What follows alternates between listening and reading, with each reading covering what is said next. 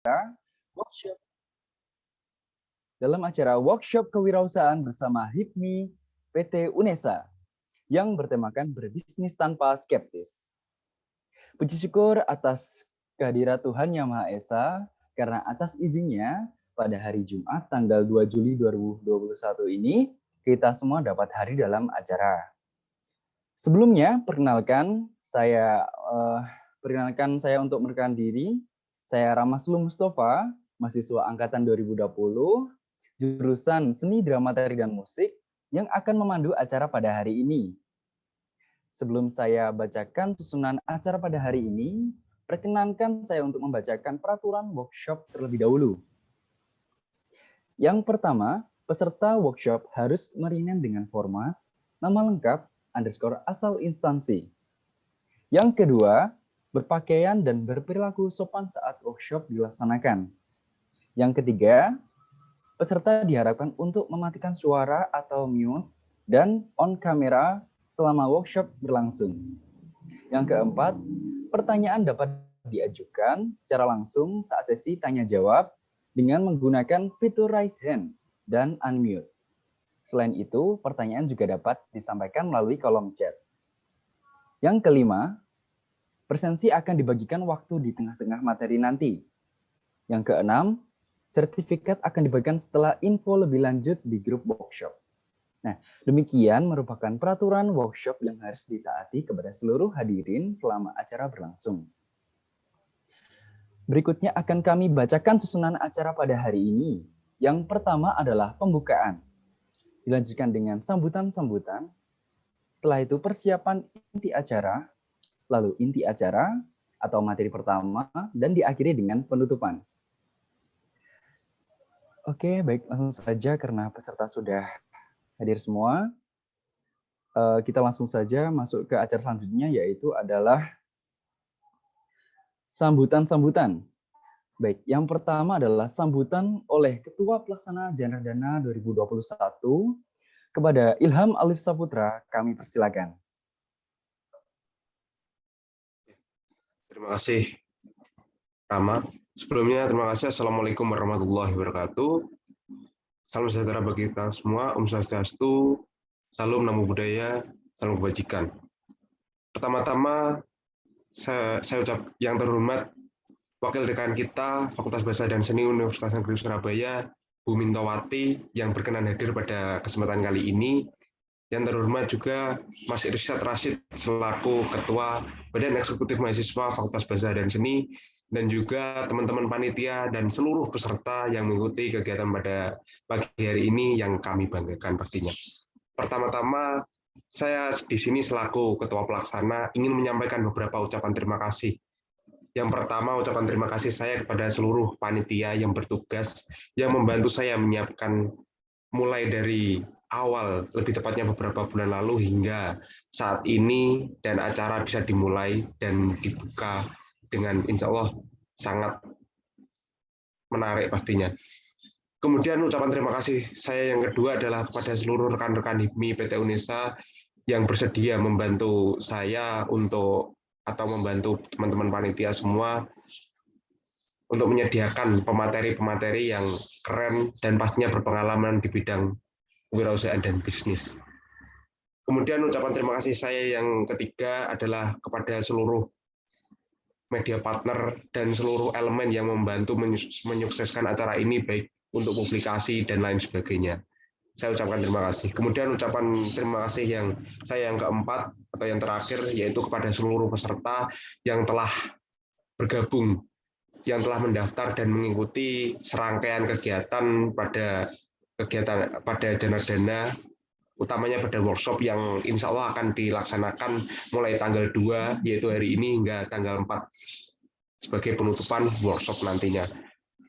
Harapan kami, teman-teman peserta bisa semangat mengikuti workshop ini sampai akhir, mulai dari hari 1 dan sampai hari ketiga. Mengingat beberapa materi yang disampaikan merupakan materi yang sangat penting dan yang dapat berguna, terutama bagi pedoman bagaimana sih cara berwirausaha yang tepat, kemudian bagaimana sih caranya membuat bisnis plan nantinya, mengingat nanti di setiap materi ini ditutup dengan pembuatan pedoman membuat bisnis plan, sehingga nantinya teman-teman semua itu bisa membuat rancangan, seperti ini toh cara membuat bisnis plan yang baik dan benar. Kemudian nantinya di sini juga di dalam workshop ini nanti di akhir juga ada lomba pembuatan bisnis plan yang berhadiah uang tunai, dan kami harapan besar dari kami panitia kepada seluruh peserta untuk dapat mengikuti serangkaian kegiatan ini hingga mengikuti lombanya bisnis plan nanti.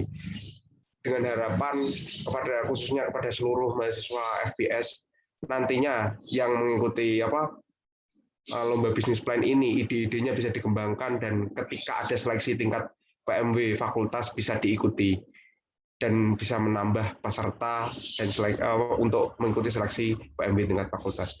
Mungkin itu saja sambutan dari saya selaku Ketua Pelaksana. Intinya terima kasih dan mohon maaf apabila ada kekurangan dalam persiapan dalam pembukaan untuk kegiatan ini. Semoga acara ini bisa berjalan dengan lancar hingga akhir nanti. Mungkin itu saja dari kami. Terima kasih. Mohon maaf. Wassalamualaikum warahmatullahi wabarakatuh. Waalaikumsalam warahmatullahi wabarakatuh. Terima kasih atas sambutannya yang luar biasa oleh Mas Ilham Alwi Saputra selaku Ketua Janardana 2021. Selanjutnya, sambutan dari Ketua BEM FBS UNESA kepada Mas M. Irsyad Rashid R. Kami persilakan. Ya, cek. Apakah suara saya terdengar? Sudah jelas. Sudah, Mas. Ya, oke. Sebelumnya saya mohon maaf terlebih dahulu karena tidak bisa on cam karena memang di sini saya posisinya lagi ada di Tulungagung di atas gunung, jadi agak susah sinyalnya. Mohon maaf banget teman-teman. Ya, Assalamualaikum warahmatullahi wabarakatuh. Selamat pagi teman-teman sekalian, salam sejahtera, Om Swastiastu, Namo Buddhaya, salam kebajikan. Pertama-tama yang saya hormati Ibu Dekan kita, Ibu WD1, Ibu Minto. Lalu yang kedua yang saya hormati teman-teman panitia serta teman-teman peserta yang berbahagia. Puji syukur kehadirat Allah karena berkah rahmat dan limpahan hidayahnya kita bisa bertemu di sini dengan keadaan sehat walafiat tanpa kekurangan sesuatu apapun.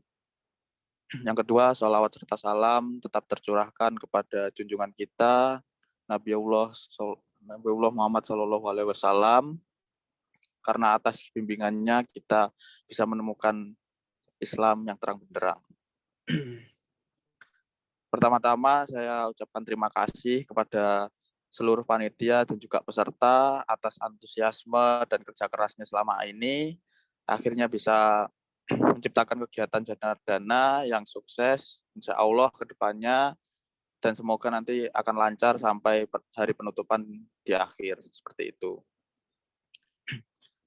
Yang kedua, harapannya semoga nanti acara ini bisa membuat teman-teman pandai berbisnis, yang memang dari awal ditujukan untuk mengajarkan berbisnis tanpa skeptis, seperti itu. Jadi harapannya di sini teman-teman tidak takut untuk berbisnis, dan setelah nanti bisnis berjalan, insya Allah nanti akan menuai apa yang sudah dicita-citakan di awal, seperti itu. Mungkin tidak banyak yang bisa saya sampaikan. Saya juga mewakili teman-teman panitia apabila ada kekurangan di acara ini. Saya memohon maaf kepada teman-teman peserta yang sebesar-besarnya. Akhir kata, apabila ada salah kata dari saya maupun perbuatan, saya mohon maaf. Wassalamualaikum warahmatullahi wabarakatuh. Waalaikumsalam warahmatullahi wabarakatuh. Terima kasih Mas Irsyad atas sambutannya. Baik, sambutan berikutnya dari Wakil Dekan 1 FBS UNESA kepada Ibu Dr. Mintawati MPD, kami persilakan. Ya, terima kasih kepada MC. Assalamualaikum warahmatullahi wabarakatuh. Selamat pagi, salam sejahtera, salam kebajikan, Namo Buddhaya. Kita bersyukur kepada Tuhan bahwa pada pagi hari ini bisa berkumpul sekalipun melalui link Zoom. Sebelumnya kita mendoakan Pak Saiful Anam ya, Wakil Dekan Bidang Akademik yang masih harus beristirahat. Semoga beliau segera pulih dan bisa kembali melaksanakan tugas dengan baik. Pada kesempatan ini, saya menyampaikan terima kasih kepada panitia yang memberi kesempatan kepada saya untuk menyampaikan sambutan. Kegiatan ini diberi judul Janardana. Saya pikir itu sebuah akronim, tapi mungkin Janar itu apa? Kok dana kan kita tahu ya, ada hubungannya dengan uang. Tapi kalau Janar saya nggak tahu itu apa maksudnya. Mungkin nanti di dalam keberlangsungan acara ini ada penjelasan yang lebih lanjut dari para pemateri. Baik, kami dari Dekanat, saya mewakili Pak Syafiq, sekaligus juga Bu Dekan, karena barangkali ada kegiatan lain sehingga menyerahkan sambutan pada kesempatan ini kepada saya.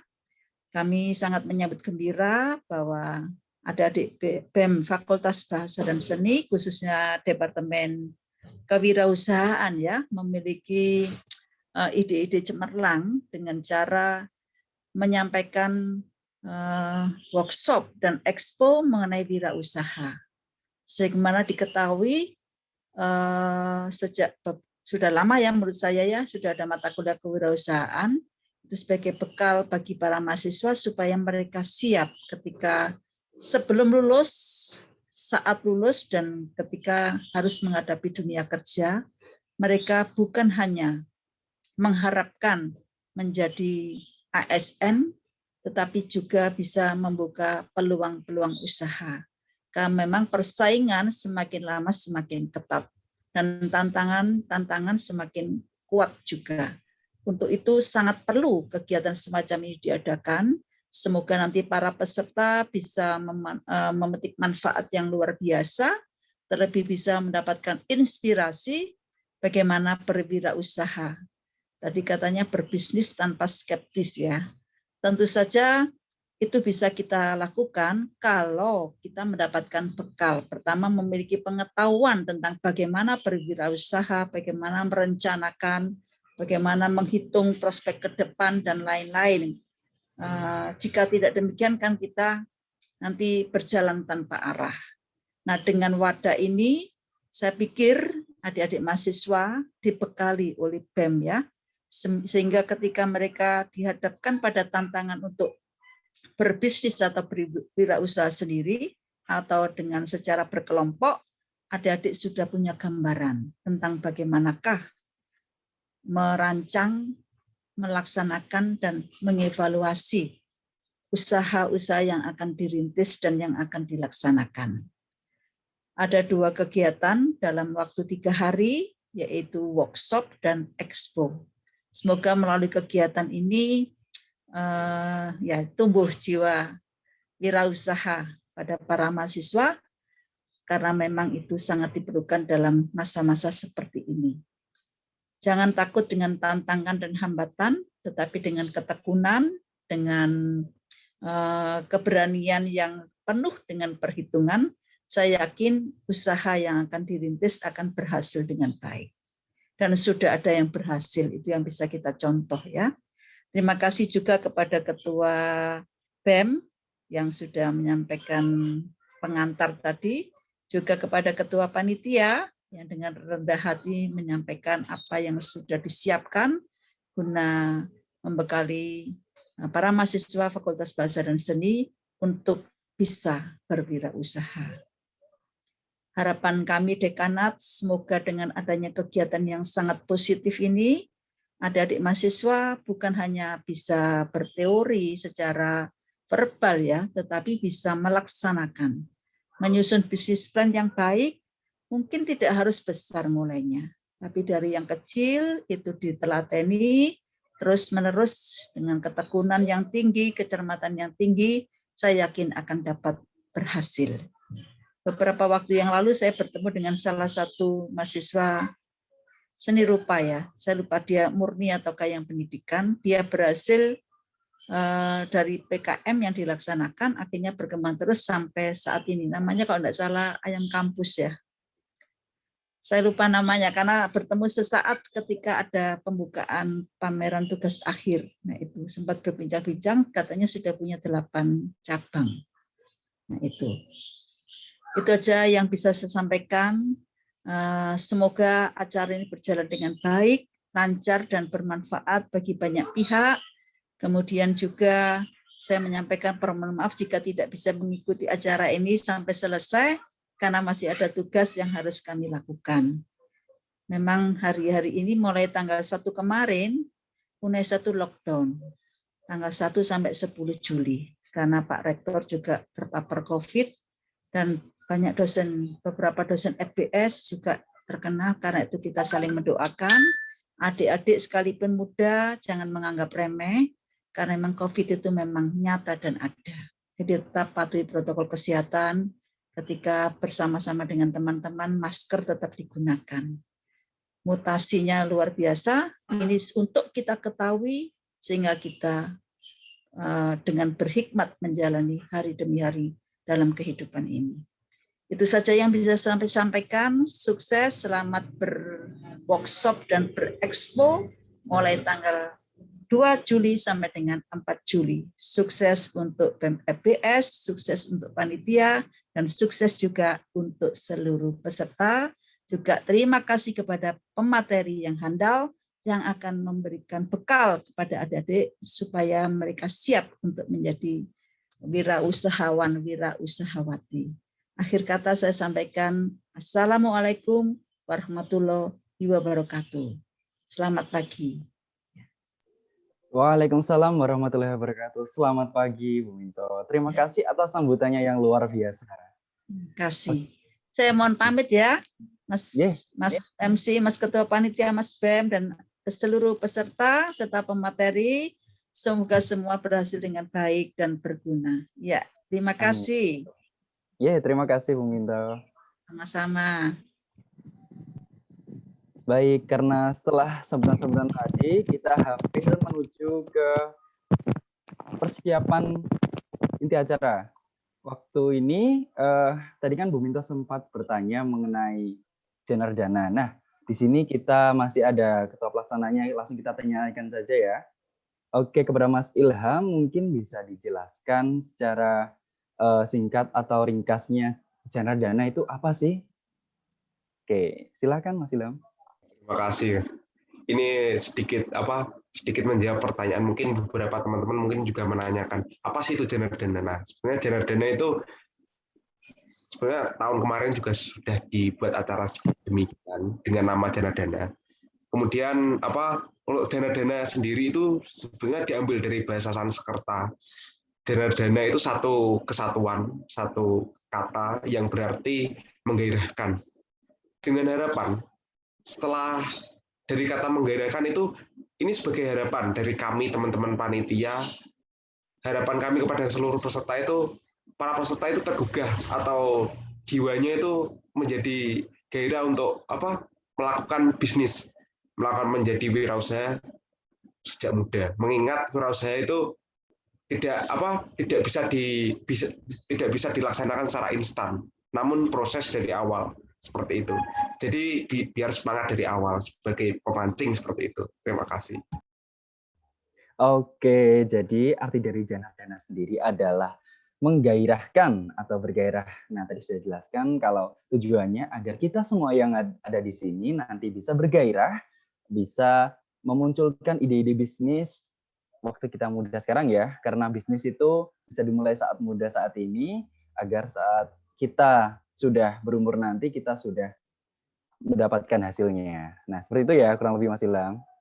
Oke, karena di sini kalau tidak salah sudah hadir pemateri hebat kita Mas Ruhi Asandi. Selamat pagi Mas Ruhi.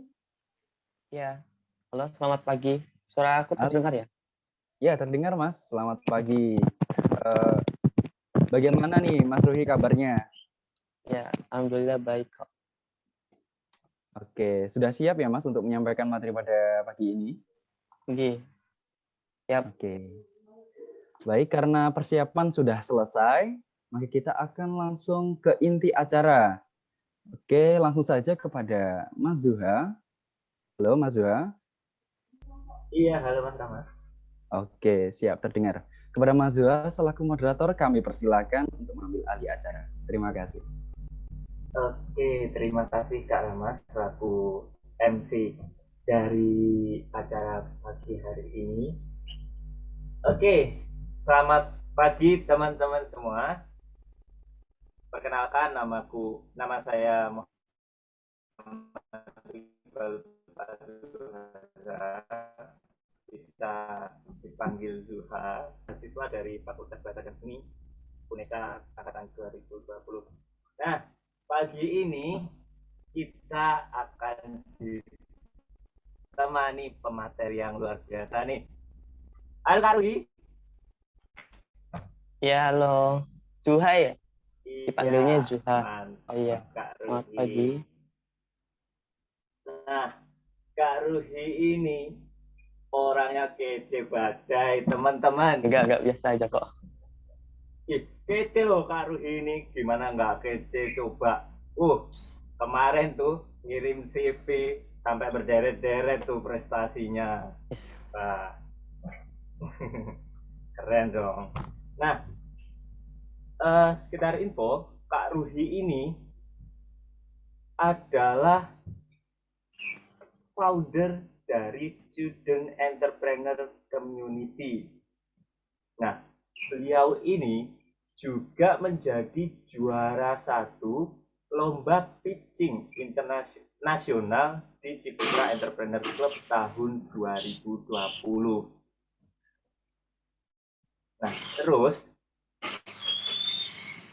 pengalaman Kak Ruhi di bidang kewirausahaan ini, beliau ini dulunya menjadi agen pulsa dan kuota.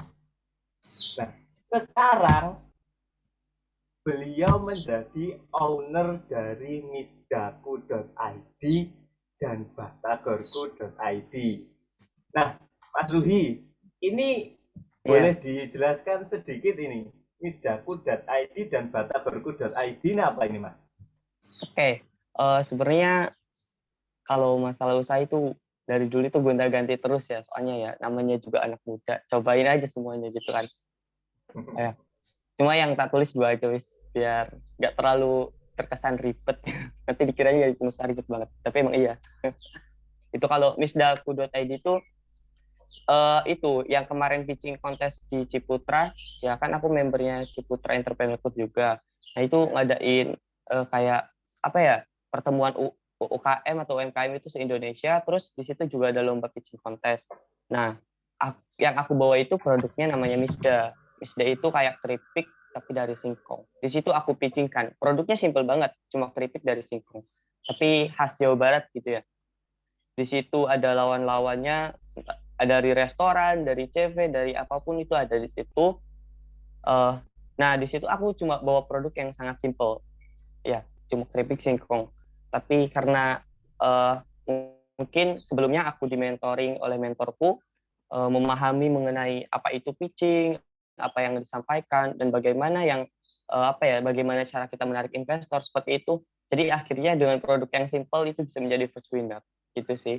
Kalau Misda awal adanya, sebenarnya udah ada dari dulu, cuma belum, entah itu dari segi packaging ataupun dari nilai-nilai value yang diberikan itu belum kayak sekarang. Cuma begitu ada perlombaan itu saya tambahkan value di dalamnya, packagingnya diperbarui, akhirnya bisa menjadi juara 1 di lomba pitching kontes Ciputra itu, Ciputra Entrepreneur Club. Itu sih awal mulanya Misda. Sekarang juga karena kan aku juga ada sibuk kuliah, terus ada sibuk kompetisi ya, jadi mulai membentuk tim lah untuk Insya Allah berjalan. Kemudian untuk yang Batagor ini belum terlalu besar sih, masih kayak di pinggir jalan, cuma saya mencoba buat autopilot gitu, biar kuliah jalan juga jualan jalan, gitu sih. Belum terlalu viral, nanti Insya Allah mungkin mencoba gitu sih. Ya, amin, semoga cepat viral ya Mas. Ya. Ya, itu tadi keripik singkong juara 1 Misbah.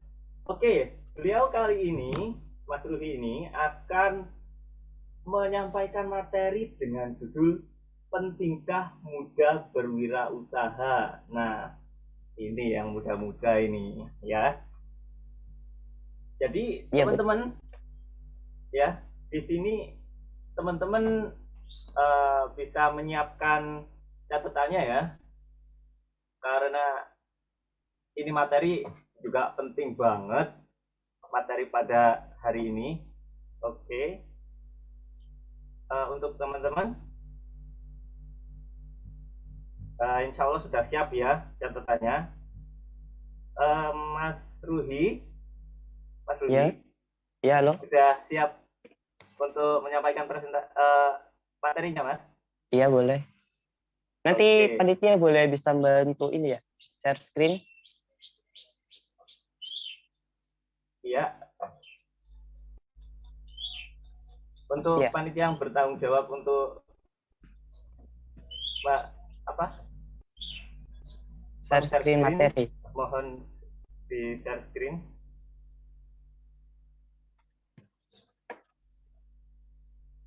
Monggo kalau boleh.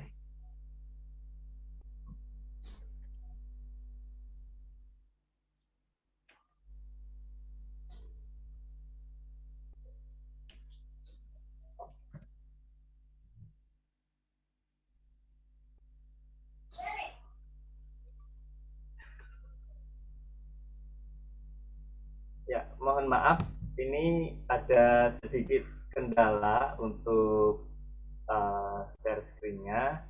Jadi Mas Ruhi bisa ditunggu sebentar ya. Untuk teman-teman juga Boleh sambil ngobrol-ngobrol maaf. juga. Ya, boleh. Santai aja, santai.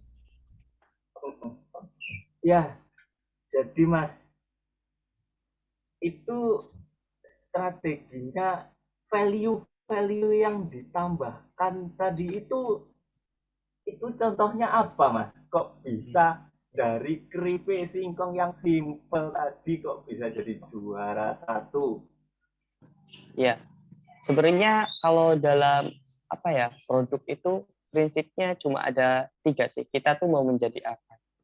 Jadi produk kita tuh menjadi produk apa? Yang pertama tuh ada produk yang namanya produk yang memecahkan masalah. Namanya produk optimis. Kenapa produk optimis? Mau kita seburuk apapun packagingnya, berapapun harganya, kita nggak riset pasar, tapi kalau yang memecahkan masalah pasti dicari. Itu namanya produk optimis. Itu yang pertama, tentuin produknya gitu. Terus nanti ada juga itu produk pesimis, maaf ya, produk pesimis. Jadi mau kita sepesimis apapun pasti laku karena produk kita menyelesaikan masalah. Tapi ada juga produk yang namanya produk optimis. Kalau produk optimis, suara aku terdengar ya? Ya, terdengar, Mas. Ya, kalau produk optimis ini produk yang dia memang memiliki keunikan tersendiri, produknya bagus, beda dari yang lain, terbaru, itu produk optimis. Jadi dia optimis akan laku. Kemudian ada satu lagi produk yang simple, biasa aja, tapi kita punya value namanya produk cerdas. Nah, di situ di pitching kemarin aku memilih menjadi produk yang cerdas. Meskipun produknya simple, keripik singkong, tapi di situ ada value-value yang dibawa. Aku membawa membawa yang namanya perasaan exchange kepada si pembeli, evangelis yang baru ya. 4S sekarang ada experience, ada exchange, ada evangelis. Kemudian yang satu lagi itu memberi kesan tersendiri bagi pembeli. Jadi ketika kamu membeli produk saya, kamu jadi apa sih gitu. Hal simpel saja misalkan di iPhone gitu. Ketika kamu beli iPhone, gimana gitu perasaan kan kayak bagus gitu. Jadi kemarin itu yang aku bawa itu singkong. Harga singkong kemarin itu turun bahkan hingga 90% turun. Terus itu aku membawa value untuk membantu petani singkong. Jadi ketika kamu membeli bisa sama dengan untuk membantu petani singkong itu sendiri. Jadi punya dijelasin value-value yang ada di produkku. Akhirnya di sana para investor kan tertarik, jadi nilai juri kan tinggi, seperti itu sih. Jadi tadi sih untuk yang kemarin strateginya sebenarnya aku cuma pemilihan produk. Jadi ada produk pesimis tadi, ada produk optimis, ada produk cerdas Itu simple. Oh iya, ini udah bisa ya share screen-nya? Ya, ya karena share screen-nya udah bisa, untuk Mas Ruhi dipersilahkan menyampaikan materi. Bentar, belum muncul.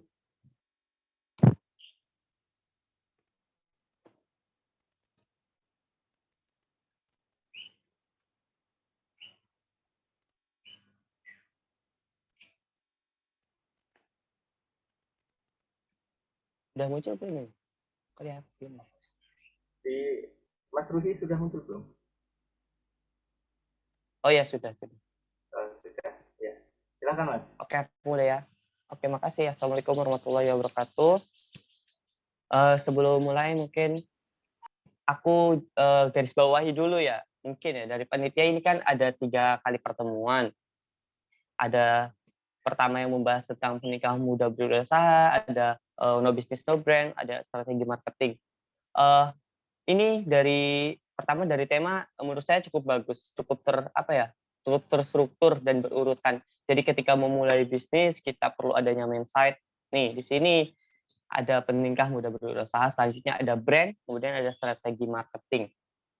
Dan kebetulan alhamdulillah mungkin untuk bagian mindset atau motivasi ini saya bisa. Kenapa? No brand, no business sama strategi marketing tidak bisa? Mungkin ya tidak bisa. Ilmunya belum sampai karena di sini saya sendiri pun memang mulai berwirausaha. Ya, sebelum langkah lebih jauh, saya akan mengenalkan profil tentang saya sendiri sebelum daripada teman-teman berekspektasi terlalu tinggi gitu. Di sini saya juga udah mulai berwirausaha, tapi belum sampai mencapai pada titik yang namanya sukses. Karena setiap orang kan punya titik sukses beda-beda ya. Di sini saya sendiri merasa diri saya belum sukses gitu. Jadi kalau untuk menyampaikan mindset seputar materi pentingkah muda berusaha mungkin masih mumpuni, tetapi untuk ketika teman-teman bilang saya sudah sukses belum, masih jauh dari kata sukses. Di sini masih sangat-sangat jauh. Jadi jangan berekspektasi, mari kita belajar bersama gitu. Jadi aku minta kita belajar bersama aja sih, bukan bukan ngasih materi. Karena di sini saya pun masih melaksanakan apa yang saya sampaikan, belum 100% tercapai gitu. Untuk yang pertama, temanya itu kan pentingkah muda berwirausaha. Kemudian saya menggarisbawahi, ciptakan peluangmu, habiskan jatah gagalmu. Jadi jawaban dari pentingkah muda berwirausaha, saya jawab dengan ciptakan peluangmu, habiskan jatah gagalmu. Bukan berwirausaha pasti sukses, enggak ya. Saya garis bawahi, jawabannya ciptakan peluangmu, habiskan jatah gagalmu. Kemudian selanjutnya, next. Oke teman-teman, nih kadang ada anggapan yang sebenarnya tepat tapi kurang tepat di tengah-tengah kita, khususnya mungkin entah itu di lingkungan keluarga atau di lingkungan masyarakat ya. Kita sebagai mahasiswa biasanya terbiasa untuk terdidik. Pertama itu setelah lulus kita cari pekerjaan atau kerja di perusahaan besar, menjadi PNS, ASN segala macam. Itu udah ada di mindset kita. Saya sendiri pasti ada mindset seperti itu. Mungkin teman-teman, mungkin dari Mas moderator juga ya, pasti ya ada mindset utamanya menjadi pekerja, cari perusahaan, PNS segala macam. Kemudian ada juga anggapan bekerja di perusahaan besar itu lebih keren daripada berwirausaha. Anggapannya kayak menjadi pegawai di suatu PT yang besar itu lebih keren daripada mempunyai stand kaki 5 misalkan, itu dianggapnya lebih keren. Itu anggapan yang pertama. Anggapan yang kedua. Kemudian selanjutnya kita mikir, kerja dulu lebih baik kerja dulu di perusahaan, nanti kalau udah punya modal baru mulai bisnis. Anggapan-anggapan itu kadang yang membuat kita nggak mulai bisnis. Jadi ada sesuatu yang ingin kita capai dulu baru kita mulai bisnis. Sebenarnya anggapan itu tidak salah, tapi tidak juga benar, sebenarnya benar. Karena kita generasi muda harusnya bukan hanya mencoba untuk bergantung pada sesuatu yang sudah besar, perusahaan besar atau bekerja yang sudah pasti. Sebagai generasi muda kita harusnya mencoba hal baru untuk mengembangkan diri kita sendiri selagi muda toh gitu sih. Kemudian next selanjutnya. Nah, Selanjutnya, kenapa sih anggapan itu tidak benar dan kenapa sih kita harus mulai berwirausaha sebagai generasi muda? Ya, kenapa? Sebelum aku menyampaikan ini, aku menyampaikan dulu apa sih wirausaha itu? Wirausaha itu seorang yang mampu memiliki manajemen, mampu memiliki karakter untuk berusaha dengan kemampuannya untuk mengembangkan usahanya. Berwirausaha itu tidak harus langsung gede, langsung besar. Namanya juga wirausaha. Berwirausaha ya usaha. Yang penting kita usaha dulu. Entah itu kecil-kecilan, sebatas jualan di depan rumah, atau kecil-kecilan, misalkan joinan bareng teman jualan, itu udah berwirausaha. Nah, kita lihat di gambar yang atas. Ya, kenyataan, fakta yang ada sekarang ini. Apalagi sejak pandemi COVID-19. Jumlah lapangan pekerjaan kurang dari pencari kerja. Saya rasa mungkin banyak teman-teman yang baru lulus kemarin, banyak yang belum dapat pekerjaan. Karena mungkin skill-nya tidak banyak, kemudian kemampuannya hanya di jurusan, misalkan jurus kuliah di fisika hanya kemampuan fisika, atau kuliah di ini mempunyai itu aja, tidak disokong dengan kemampuan lain. Pasti banyak yang menganggur. Benar nggak teman-teman? Tambah lagi pandemi COVID-19 kan ya, sangat sulit. Sekarang yang bekerja tetap saja, yang sudah bekerja dan lagi perusahaan, itu banyak yang kena PHK. Bahkan teman-teman saya juga banyak yang kena PHK. Mungkin teman-teman juga kenal dengan orang-orang yang udah kena PHK sama pandemi. Itu kan sangat miris ya. Karena prinsip perusahaan itu simpel. Kalau saya tidak mampu membayar atau ada orang baru, maka orang lama itu bisa digantikan. Seperti itu. Jadi ketika kita bergantung hanya kepada perusahaan itu dalam bekerja, kita akan mudah sekali tersingkir gitu. Dan ketika kita tidak berwirausaha, kita tidak punya pegangan. Yang itu benar-benar kita yang usahakan, kita sendiri yang punya. Jadi ketika kita hanya bergantung, kita akan kesusahan nantinya. Gitu sih. Lanjutnya, alasan yang kedua yang paling mendasar kenapa generasi muda terus berwirausaha, kita ini kan muda ya. Masih punya banyak waktu, entah sampai kapan waktu yang kita miliki, karena umur tidak ada yang tahu ya. Tapi yang jelas secara logika umur kita masih banyak, kita masih punya banyak waktu. Untuk apa? Untuk mencoba hal baru dan menghabiskan jatah gagal. Kenapa kita harus menghabiskan jatah gagal sejak muda? Kenapa kita harus berwirausaha sejak muda? Supaya apa? Kita lebih dini menghabiskan jatah gagal kita. Meskipun saya percaya jatah gagal itu tidak ada habisnya, selagi kita bernapas, selagi kita hidup, selagi kita mencoba, pasti jatah gagal itu pasti ada. Tapi di sini kita selalu termotivasi untuk menghabiskan jatah gagal kita, sehingga harapannya kita mendapatkan kehidupan yang enak. Itu sih. Nah, selanjutnya untuk menghabiskan jatah gagal, apa sih modal yang dimiliki kita? Next, selanjutnya. Gak apa-apa, nanti mungkin selama aku nyampein, barangkali ada teman-teman di sini yang mau bertanya, boleh raise hand, gak apa-apa. Atau izin ke moderator, gak apa-apa. Silakan, santai aja ya. Jadi kan aku bilang sama-sama belajar ya. Kita bareng-bareng belajar aja. Gitu sih.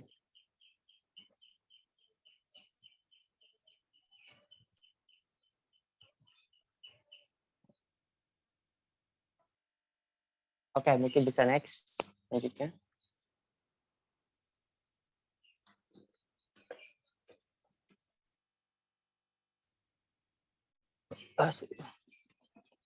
Oke, nih. Selanjutnya, tadi kan kita udah bahas kenapa sih kita harus berwirausaha ya. Nah, sekarang aku mau menjelaskan apa sih modal yang dimiliki anak muda kayak kita buat berwirausaha daripada orang-orang yang udah senior, gak tua ya, senior gitu. Apa yang kita miliki sih? Keuntungan apa ketika kita memulai usaha? Yang pertama itu, kita tuh sebagai generasi muda pastinya memahami teknologi. Seperti saat ini saja kita udah memahami bertemu secara virtual, menggunakan Zoom meeting. Sedangkan orang tua kita, mungkin senior-senior kita belum tentu bisa memahami seperti ini, teknologi. Nah, kita ada modal nih, memahami teknologi. Jadi generasi muda saat ini sudah terbiasa dengan teknologi. Setiap saat, setiap waktu pasti teman-teman memegang HP, dan itu teknologi yang luar biasa menurut saya. Kemudian selanjutnya bisa memahami, bisa memupuk rasa percaya diri kita. Menjadi seorang entrepreneur pasti membutuhkan kepercayaan diri yang kuat. Kenapa? Karena ketika kita tidak mempunyai rasa percaya diri, tidak akan ada namanya entrepreneur sukses. Bob Sadino dulunya menjadi tukang pedagang telur keliling ya, mengetuk satu pintu ke pintu lainnya sebelum sekarang menjadi seorang miliarder. Semuanya para pengusaha ini harus mempunyai rasa percaya diri. Nah, menjadi seorang entrepreneur, mau tidak mau kita harus memupuk rasa percaya diri. Kita sebagai generasi muda udah punya rasa percaya diri itu. Sekarang banyak teman-teman di sini pasti juga ada yang menjadi selebgram, selebtok, entah itu selebtok ya mungkin namanya. Itu udah punya rasa percaya diri yang cukup untuk menjadi seorang entrepreneur. Kemudian selanjutnya kita tuh punya banyak waktu untuk menghabiskan jatah gagal. Seperti yang saya bilang tadi, kita masih jauh perjalanannya. Kita masih punya banyak waktu untuk mencoba hal baru, gagal. Kemudian kita evaluasi, gagal terus, kita coba hal baru lagi, terus coba. Pasti suatu saat akan berhasil, entah itu kapan. Di sini saya juga masih pada fase mencoba. Jadi jangan di sini saya belum pada fase menemukan, belum. Jadi saya masih pada fase mencoba terus sampai insya Allah mungkin nanti kita bisa berhasil. Kemudian kita sebagai anak muda ini mengenal pasar anak muda dengan lebih baik. Ya, kita menjadi seorang entrepreneur, tentunya kita bisa mengenali fashion anak muda sekarang. Karena kita juga anak muda, berbeda dengan entrepreneur yang sudah senior. Mereka untuk masuk ke pasar anak muda itu akan lebih sulit karena mereka bukan anak muda, mereka muda pada zamannya ya. Beda sama kita, sekarang masih muda. Kita bisa memahami pasar anak muda itu dengan lebih baik. Misalkan teman-teman di sini ada yang mau mulai berbisnis online fashion. Nah, itu kan mengenai fashion kekinian, perkembangan fashion itu kan bisa lebih memahami ketimbang daripada para senior kita gitu. Atau mau memulai bisnis di pinggir jalan, jajanan kekinian, itu juga udah memahami apa yang dibutuhkan pasar, mengenal pasar anak muda dengan lebih baik. Jajan kekinian nggak mungkin sih. Biasanya para senior atau orang tua itu mau beli jajanan pinggir jalan yang kayak ini aneh malah dibilang kan biasanya gitu kan. Tapi kalau kita anak muda, kita jualan memahami apa yang diinginkan anak muda itu sendiri, maka akan membantu kita lah dalam menjalani usaha tersebut. Jadi di sini ada 4 modal yang udah kita miliki. Jadi kalau nggak mulai ya sangat disayangkan banget. Nah, tadi kan aku bahas mencoba habiskan jatah gagal ya. Gimana sih cara menghabiskan jatah gagal itu? Ada di slide selanjutnya, next ya. Slide selanjutnya. Nah, untuk menghabiskan jatah gagal hingga berhasil, yang nggak ada kata lain selain coba dan coba. Gitu. Jadi kalau ada teman-teman punya ide, ya coba. Jangan punya ide, dipendem nanti idenya belum sempurna, nanti belum ada modal, nanti gini nanti nggak bakalan mulai. Ya. Jadi ide yang bagus itu bukan ide yang ditanyakan, yang selalu ditanyakan. Ide yang bagus ada ide yang dilaksanakan, ide yang dieksekusi. Itu kata Bob Sadino ya. Sadino. Biar apa? Kata Pak Nadiem ini, kalian mungkin bisa meniru ide saya yang brilian, ide saya yang bagus, tapi kalian tidak bisa meniru eksekusi saya yang cepat. Itu kata Pak Nadiem ya. Jadi di sini yang terpenting dalam bisnis itu bukan hanya ide yang bagus, tapi juga adanya secepat mungkin kita merealisasikan. Mungkin selama ini saya juga agak miris sih. Agak di sini kita ada namanya PKM yang kewirausahaan, ada juga PMW kewirausahaan ya. Di situ idenya saya lihat bagus banget. Produknya itu unik-unik, keren-keren. Tapi disayangkan kebanyakan realita yang terjadi di lapangan banyak yang fiktif. Benar nggak teman-teman? Jadi kayak udah proposalnya cair, laporannya hanya dimanipulasi segala macam, akhirnya hanya mencairkan proposal seperti itu. Banyak seperti itu di lapangan. Saya lihat.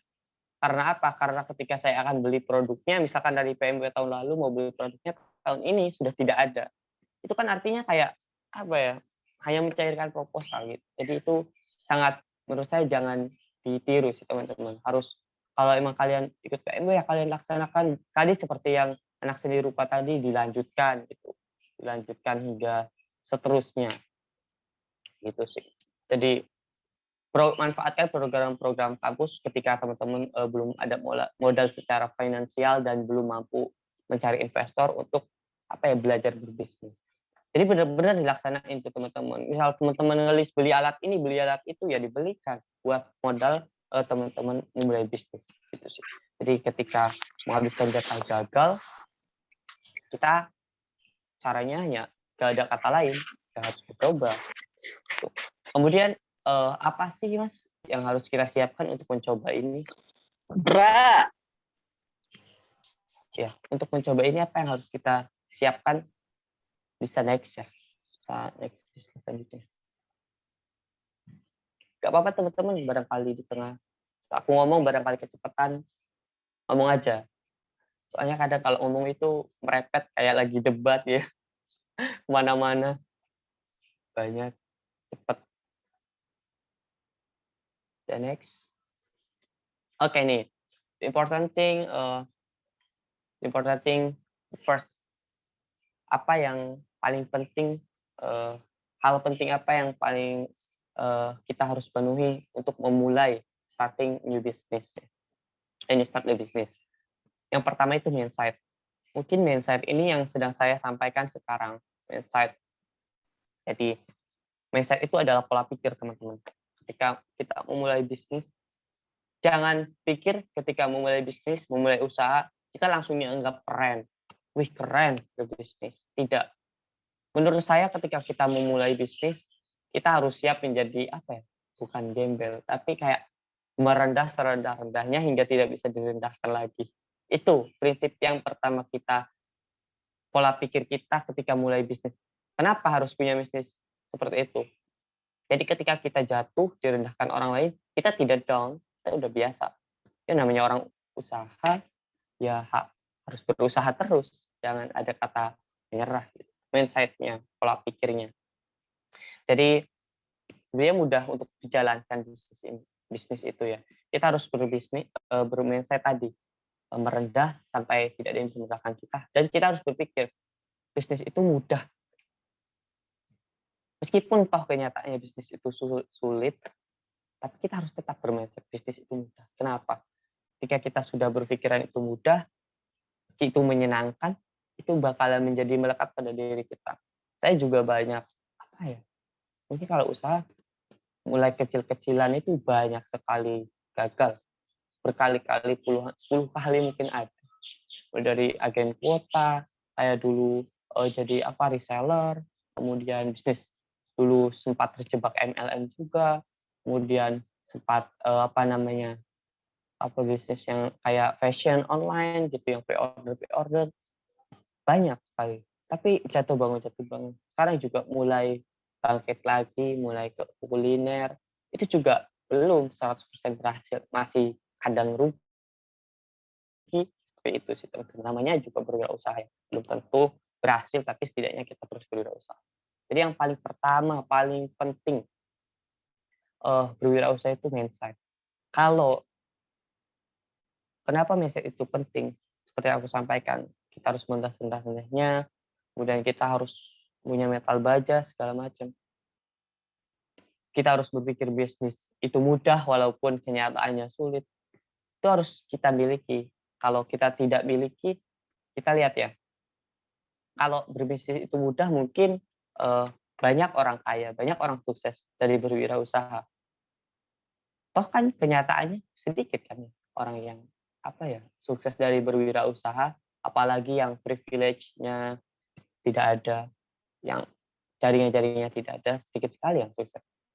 Tapi kita harus tetap bermindset wirausaha itu mudah supaya kita memulai dan berusaha untuk memulai usaha kita. Jadi yang paling penting, yang paling pertama yang harus kita miliki adalah mindset. Mindset ini bisa terbentuk dari diri sendiri, dari lingkungan juga. Nanti selanjutnya akan disampaikan di selanjutnya. Kemudian yang kedua ini yang harus kita miliki ini ada knowledge. Knowledge ini apa teman-teman? Pengetahuan. Pengetahuannya seputar apa ya? Seputar bisnis. Knowledge tentang bisnis itu banyak sekali. Kita bisa pelajari dari manapun.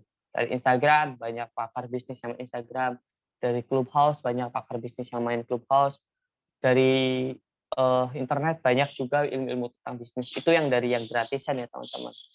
Mau meningkat lagi ke yang lebih tinggi, ikut seminar-seminar, entah itu seminar yang gratisan atau seminar yang berbayar. Kayak ini, teman-teman ikut seminar Janar Dana, ini udah bagian dari mencari knowledge tentang bisnis. Kemudian ada seminar-seminar yang berbayar, ketika udah jalan bisnisnya, udah mulai ada cuan itu, investasi ilmu, ikut seminar-seminar. Lebih baik ikut seminar yang berbayar. Kenapa? Seminar yang berbayar ini apa ya? Meskipun berbayar nanti teman-teman bakal mendapatkan sesuatu yang sangat lebih. Meskipun yang gratis belum tentu itu murah ya, belum tentu ya. Gitu sih. Itu untuk knowledge, banyak knowledge yang dapat kita ambil dari manapun sumbernya. Ya, gitu sih. Kemudian yang selanjutnya yang harus kita punya adalah strong will. Strong will ini apa? Strong will ini kesungguhan, keinginan untuk benar-benar sukses dan membuat bisnis kita sukses.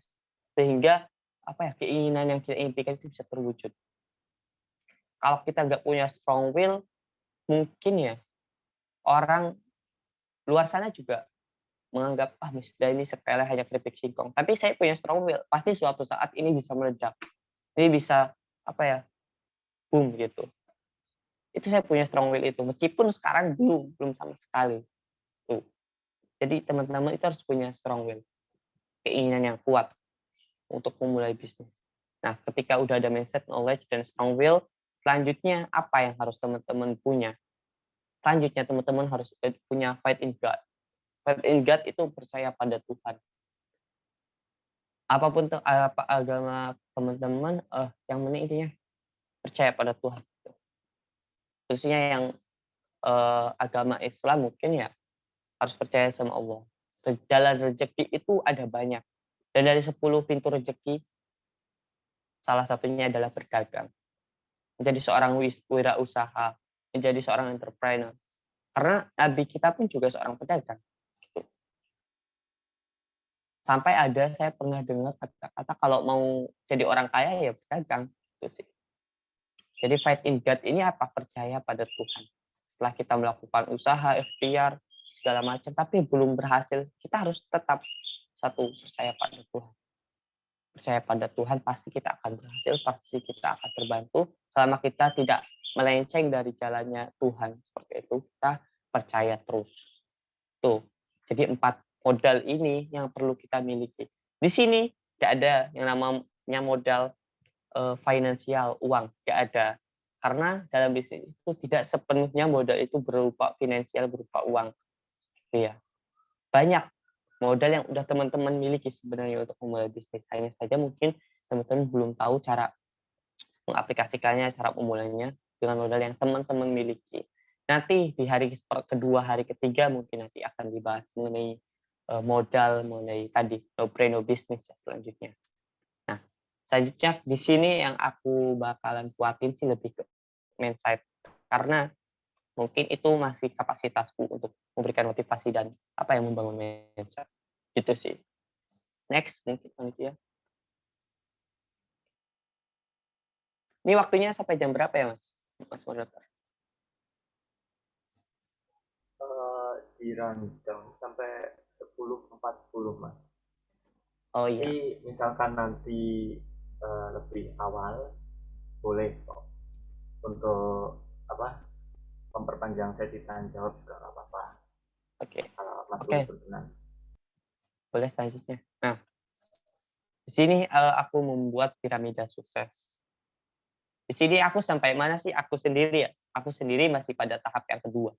Belum sampai pada tahap yang ketiga. Sukses belum. Jadi di sini ada piramida sukses. Ini aku pikirkan sendiri ini. Menurut saya ya, versi saya ada 3. Yang pertama yang tadi kita jelaskan 4 tadi ya. mengenai mindset, knowledge, strong will, faith in God. Nah, mengenai mindset dan knowledge ini, saya tempatkan pada paling dasar. Terus gambarnya gembok. Bagaimana cara membuka gembok itu untuk kita ke yang kedua? Nah, itu ada mindset dan pengetahuan. Mindset yang paling penting.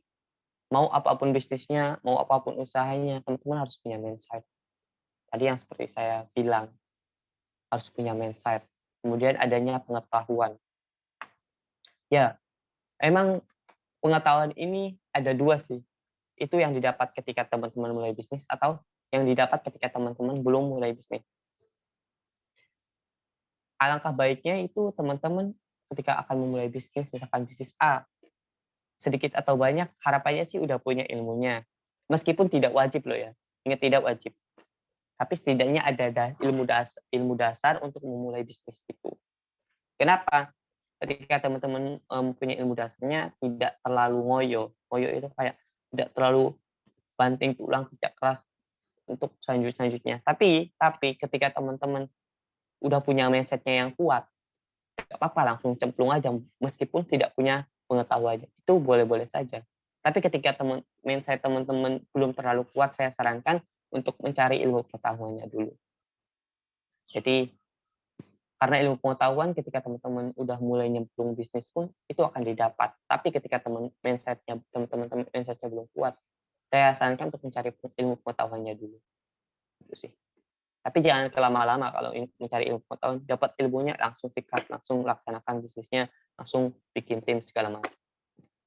Nah, punya mindset dan ilmu pengetahuannya, tahap selanjutnya yang harus teman-teman lakukan yaitu kerja. Ikhtiar. Kerja bukan kerja pada perusahaan, kerjain bisnisnya teman-teman.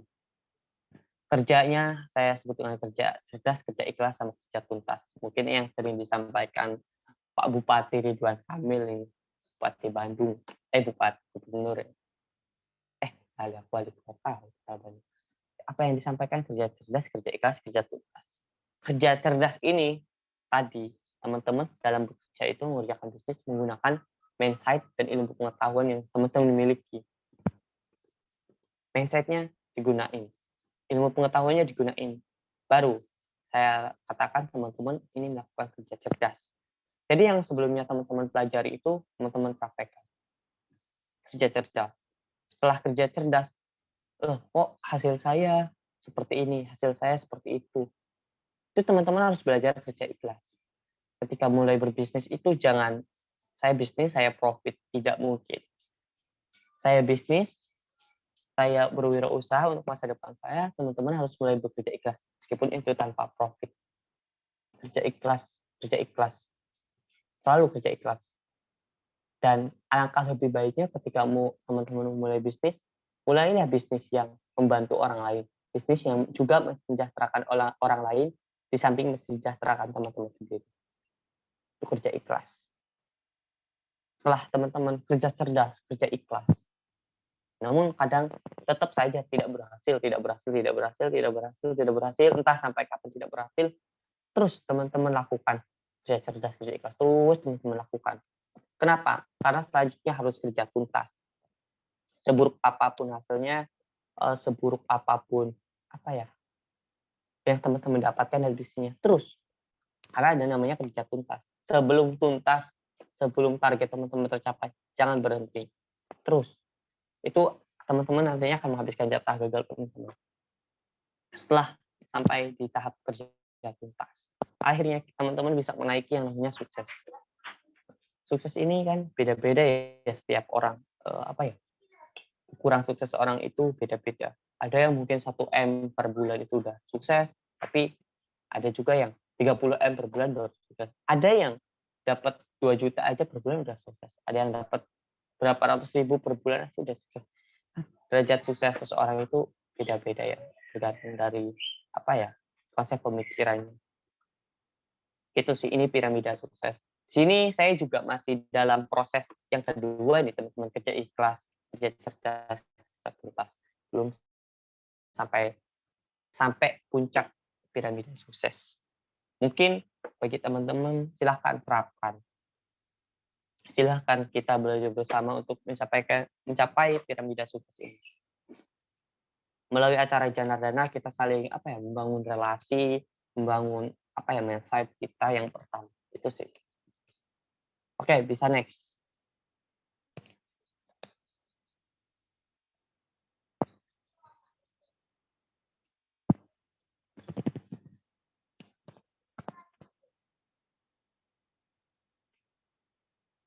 Oke, bisa next. Iya.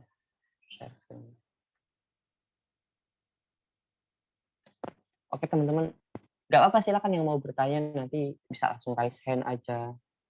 Ke on mic langsung nggak apa-apa. Santai aja. Soalnya kan di mana-mana ya acara kewirausahaan ini santai aja. Kenapa? Karena jadi seorang wirausaha itu meskipun kerja keras berpikir ya tetap harus santai, dinikmati. Apalagi acara kayak gini, teman-teman harus memanfaatkan momentum untuk bertanya. Kalau bisa, saya jawab. Kalau tidak, nanti saya pikirkan. Nanti teman-teman lagi, entah itu lewat Instagram atau lewat WA, nggak apa-apa. Mas, ini pertanyaan saya belum terjawab, itu nggak apa-apa. Kalau saya bisa jawab, saya jawab langsung. Kalau tidak, saya pikirkan dulu. Karena di sini saya juga sama seperti teman-teman masih seorang mahasiswa biasa gitu. Oke, nih. Selanjutnya, tips membangun bisnis di usia muda. Di sini saya memberikan hanya mampu memberikan tips membangun bisnis di usia muda. Kenapa saya tidak menuliskan tips menjadi pengusaha sukses, tips menjadi miliarder, tips menjadi seorang pedagang yang sukses, tips menjadi apa? Kenapa saya tidak memberikan itu? Karena saya juga belum mencapai tahap itu. Di sini saya juga masih tips membangun. Kalau membangun mungkin karena saya udah berusaha membangun, ada tips-tips yang bisa saya sampaikan. Tapi kalau tips menjadi pengusaha yang sukses belum, karena saya pun belum mencapai tahap itu. Gitu teman-teman. Jadi sini saya hanya sebatas mampu memberikan tips membangun bisnis di usia muda. Tips yang pertama yaitu cari lingkungan positif. Kenapa? Yang paling pertama harus mencari lingkungan positif. Karena gini teman-teman, mungkin ketika privilege teman-teman bagus, lingkungan keluarga teman-teman bagus, orang tua teman-teman punya privilege bagus seputar bisnis, teman-teman tidak mencari lingkungan positif di luar pun teman-teman sudah punya lingkungan positif. Tidak kesulitan untuk memulai bisnis.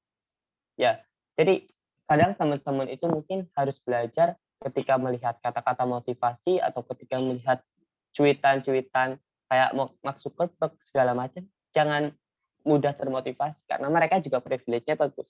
Seorang Mark Zuckerberg adalah mahasiswa Harvard gitu. Nadim juga ketika memberi cuitan kan bagus banget. Jangan remehkan, beliau juga lulusan Harvard. Ayahnya siapa juga gitu. Jadi ketika kita ingin mengikuti seorang motivator itu ya kita harus lihat privilege-nya juga. Jangan 100% kita telan bulat-bulat, kita telan mentah-mentah, kita terapkan pada diri sendiri. Yang ada nanti kita malah hancur gitu.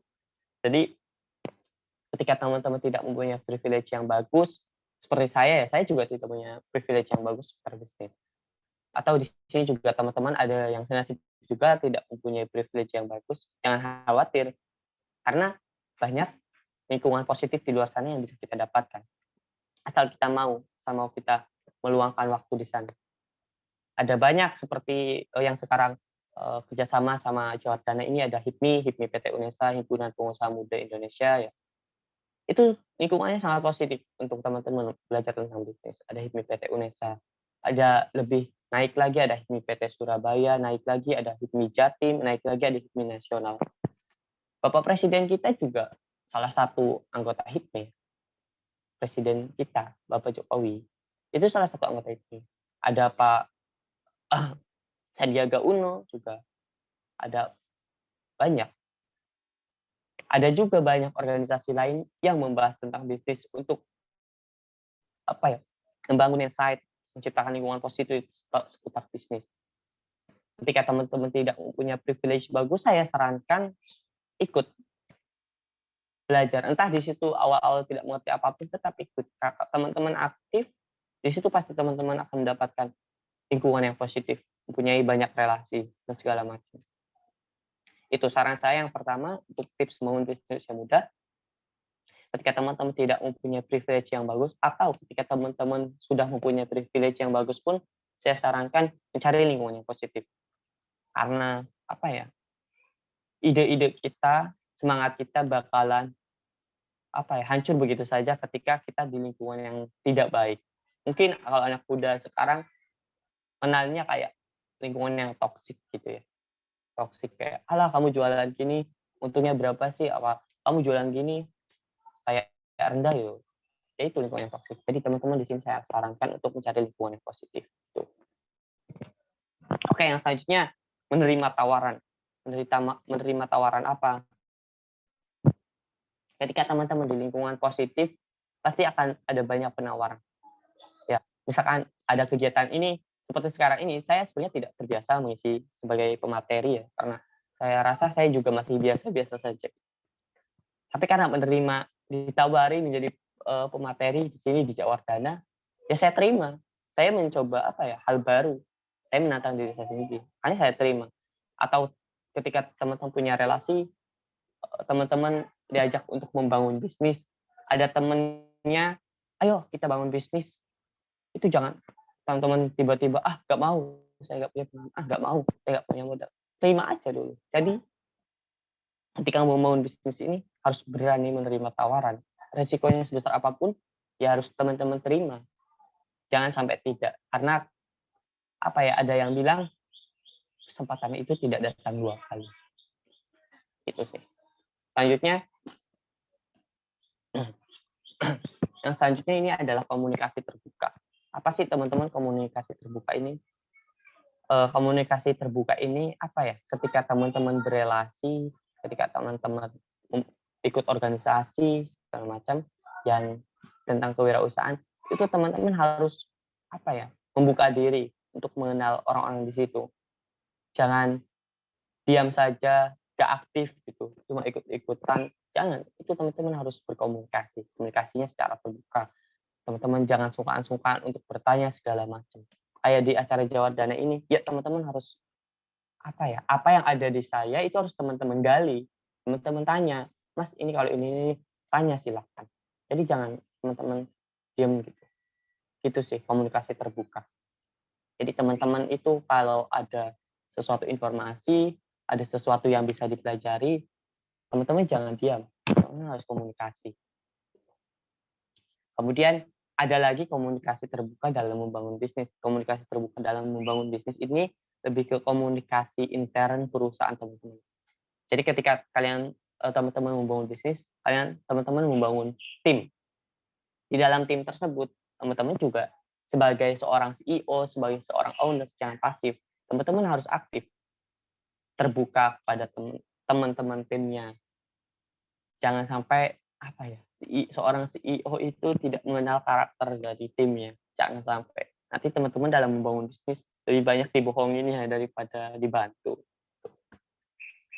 Selanjutnya tipsnya mencari pengalaman.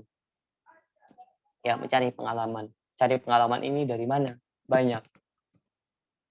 Ada selagi muda ya, selagi mahasiswa, nggak apa-apa. Ketika teman-teman masih takut untuk memulai bisnis, untuk bisnis sendiri, mungkin teman-teman bisa mencoba untuk magang kerja, entah di perusahaan apa, atau di sekelas pedagang kaki lima, nggak masalah. Teman-teman magang kerja aja di situ. Teman-teman pelajari pengalaman yang teman-teman dapat, jangan sampai dilupakan. Dari manapun teman-teman bisa cari. Saya sarannya kalau belum belajar, belum memiliki kemampuan, belum memiliki keberanian, nggak apa magang di perusahaan temennya mungkin, nggak apa magang kerja dulu. Tapi yang saya garis bawahi, ketika magang kerja, jangan nyaman sebagai pekerja. Di situ teman-teman ingat, tujuan pertamanya cari pengalaman, bukan jadi pekerja, bukan cari pekerja yang punya gaji enak, gaji gede, ya segitu-gitu aja. Jangan. Tapi yang dicari itu pengalaman. Banyak kok sekarang program-program pemerintah yang bisa kita lakukan. Kayak ada kartu prakerja, itu teman-teman bisa ikut juga magang kerja di entah itu instansi pemerintah ataupun swasta. Coba saja untuk magang. Tapi ingat, garis bawahi ya, Nah, kerja untuk cari pengalaman, bukan kerja untuk menggantungkan kehidupan. Itu. Ketika lulus kuliah pun, ketika emang tersedia lapangan pekerjaannya, nggak apa-apa kerja, tapi kerja untuk cari pengalaman, bukan kerja untuk menggantungkan kehidupan. Itu ketika teman-teman mentok, nggak ada keberanian. Tapi saya rasa sih teman-teman di sini semuanya masih muda, masih punya pemikiran yang banyak. Kemarin saya lihat pun di PMW ya, yang mengajukan itu ratusan proposal. Meskipun yang didanai hanya 70-an. Ya, ratusan proposal yang diajukan. Saya tidak tahu entah itu proposalnya yang tidak didanai dilaksanakan atau tidak. Kalau saran saya sih, kalau teman-teman di sini yang ada di room ini ikut PMW tapi tidak didanai, saya sarankan sih teman-teman usahakan, teman-teman realisasikan meskipun tidak dapat dana dari kampus. Kenapa? Karena ide teman-teman itu saya rasa untuk menyusun proposal sedemikian rupa itu udah cukup bagus. Ketika tidak didanai, mungkin bukan karena tidak bagus idenya, tapi karena bukan rezekinya aja. Tapi saya sarankan untuk dilaksanakan. Kenapa?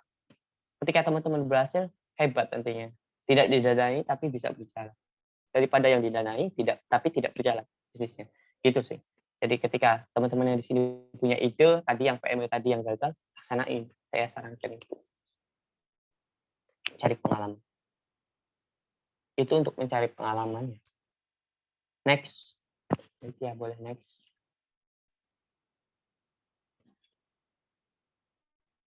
Nih, ini ada sedikit PR buat teman-teman yang ikut acara pada pagi hari ini.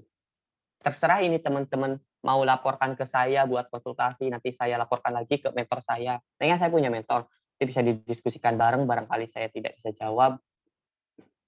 Boleh, atau teman-teman simpan buat sendiri, buat motivasi juga nggak apa-apa.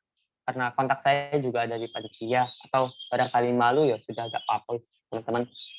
Simpan buat sendiri buat motivasi. Coba selesaikan tabel di bawah ini. Jika saya memulai usaha sejak sekarang, saya tidak bilang sejak muda. Kenapa? Kalau sejak muda, nanti 1 tahun ke depan pun teman-teman masih muda. 2 tahun ke depan teman-teman juga masih kategori muda. 3 tahun ke depan, 5 tahun ke depan teman-teman masih kategori muda. Nanti gak bakal dilaksanakan itu, guys. Jadi saya tulis sejak sekarang. Jika saya memulai usaha sejak sekarang, itu apa saja yang akan teman-teman dapatkan? Yang positif ya. Kayak misalkan saya menghabiskan jatah gagal di usia 25 tahun. Saya lebih awal memulai bisnis daripada orang lain. Gitu. Jadi teman tulis-tulis yang positif ketika teman-teman memulai usaha sejak sekarang.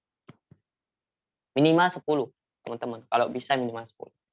Kemudian jika saya tidak mulai usaha sejak sekarang, itu kemungkinan terburuk. Jadi jika saya tidak mulai usaha sekarang, atau kemungkinan terbaik aja biar gampang membandinginnya. Jika saya tidak mulai usaha sejak sekarang, itu keuntungannya apa aja yang teman-teman dapatkan? Mungkin nggak banyak, tapi nggak apa-apa, coba teman-teman selesaikan. Bisa ada 2 pilihan. Teman-teman tulis yang baik-baik di tabel pertama, tulis yang baik-baik juga di tabel kedua, atau yang lebih ekstrim, teman-teman tulis yang buruk-buruk di tabel pertama. Jika saya memulai usaha sejak sekarang, tulis yang buruk-buruk. Kayak nanti saya bangkrut, nanti saya gagal, nanti saya nanti saya saya tidak bisa melanjutkan bisnisnya, nanti saya segala macam. Terus tulis jika saya mulai usaha sejak sekarang. Kemudian tulis yang paling baik jika saya tidak mulai usaha sekarang. Tulis yang paling baik. Wah, saya bisa senang-senang sama teman-teman. Saya lebih fokus dengan nilai kuliah supaya cari kerja gampang, segala macam. Tulis banyak. Di akhir nanti teman-teman cari solusi di tabel pertama. Kayak tadi bangkrut, solusi evaluasi kenapa bisa bangkrut segala macam. Nanti teman-teman bandingkan. Kemungkinan terburuk dari teman-teman mulai usaha sejak sekarang sama kemungkinan terbaik dari teman-teman tidak mulai usaha sejak sekarang. Teman-teman amati. Dan saya sendiri sudah membuat tabel ini dan saya rasa kemungkinan terburuk dari memulai usaha sejak sekarang lebih baik dari kemungkinan terbaik jika saya tidak memulai usaha sejak sekarang. Itu biasanya yang digunakan para debaters KDMI ataupun ini ketika untuk mematahkan argumen lawan. Jadi kemungkinan terburuk saya masih lebih baik dari kemungkinan terbaik Anda. Seperti itu sih. Jadi saya mungkin terbiasa dengan dunia debat juga, jadi ketika bisnis juga saya aplikasikan kemungkinan terburuk dari usaha yang saya jalankan sekarang masih lebih baik daripada saya nggak usaha sama sekali gitu sih. Oke, itu teman-teman sedikit PR sih buat teman-teman. Silahkan kalau mau didiskusikan dengan saya, barangkali acara di sini waktunya terbatas ya, nggak apa-apa. Tadi udah saya berikan kontak ke panitia, atau buat teman-teman simpan sendiri buat motivasi, silahkan. Harapan saya sih setelah mengikuti seminar ini selama 3 hari, mindset teman-teman terbangun. Di hari kedua No Brand No Business, teman-teman mempunyai brand untuk bisnis. Di yang ketiga, strategi marketing. Teman-teman mempunyai strategi marketing untuk usaha bisnis teman-teman. Dan setelah mengikuti acara Dana ini, teman-teman punya bisnis. Gak harus besar, kecil-kecilan dulu. Itu sih. Langsung di take action, realisasikan. Jadi nanti bisa termemori ya, bisa teringat. Wah, saya punya bisnis setelah mengikuti acara Dana. Panitianya senang, teman-teman juga happy gitu sih. Nah, selanjutnya sedikit motivasi buat teman-teman. Hal yang tidak akan pernah kita bisa adalah hal yang tidak akan pernah kita bisa beli adalah waktu yang terlewatkan. Maka dari itu, gunakan waktumu sekarang. Ciptakan peluangmu, habiskan jatah gagalmu. Kalau bukan sekarang, teman-teman, saya yakin tidak akan berani memulai. Di sini memang temanya pentingnya berwirausaha sejak muda. Tapi, mohon maaf, saya garis bawahi lagi, saya lebih majukan pentingnya berwirausaha sejak sekarang. Gitu. Jadi gunakan waktumu, ciptakan peluangmu, habiskan jatah gagalmu. Karena hal yang tidak akan pernah bisa kita beli adalah waktu yang terlewatkan. Sekarang mulai, ayo teman-teman. Gitu sih. Mungkin itu sih pagi ini yang bisa saya sampaikan mengenai motivasi pentingkah muda berwirausaha. Jadi kalau saya tanya, penting nggak sih anak muda itu berwirausaha? Mungkin dari yang saya paparkan tadi, teman-teman bisa menjawab sendiri dari tema yang ada. Pentingkah muda berwirausaha? Itu silakan teman-teman renungkan sendiri. Sama PR tadi direnungkan. Itu jawab jawaban sendiri. Saya tidak bisa menjawab karena setiap orang pasti mempunyai jawaban yang berbeda. Gitu. Oke, mungkin cukup itu aja sih yang aku sampaikan. Karena kalau terlalu banyak pun nggak asik gitu kalau hanya searah gitu. Mungkin di lain kesempatan kita bisa diskusi santai lagi di forum apapun ya nanti. Semoga bisa bertemu lagi. Gitu. Itu aja sih, kurang lebihnya mohon dimaafkan. Di sini saya bukan menggurui, sekali lagi hanya menyebarkan sedikit yang saya dapat, entah itu dari mentor saya, dari teman-teman saya yang emang udah pelaku bisnis, ya gitu sih. Mungkin kurang dan lebihnya mohon dimaafkan. Barangkali ada sesi tanya jawab, Mas Moderator, Mas Suha.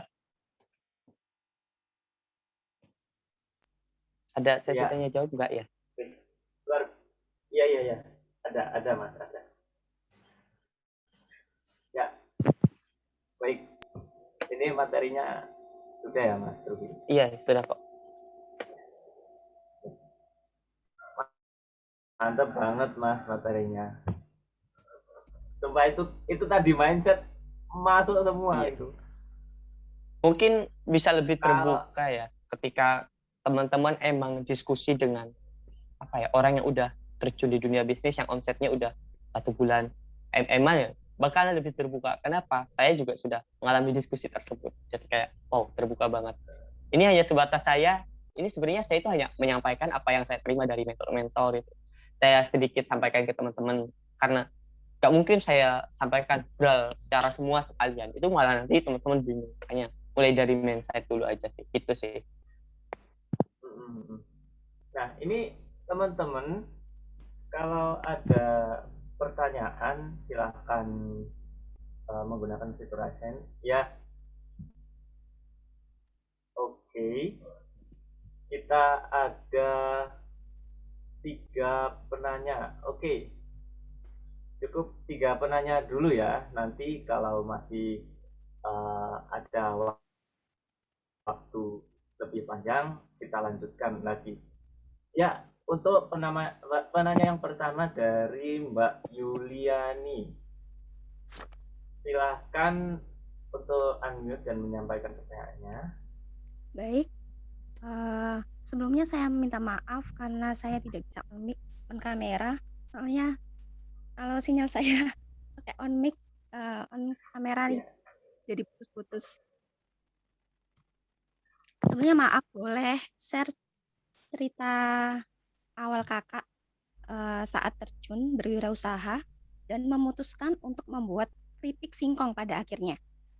Karena yang saya tahu kan di luar sana kan banyak yang sudah pakai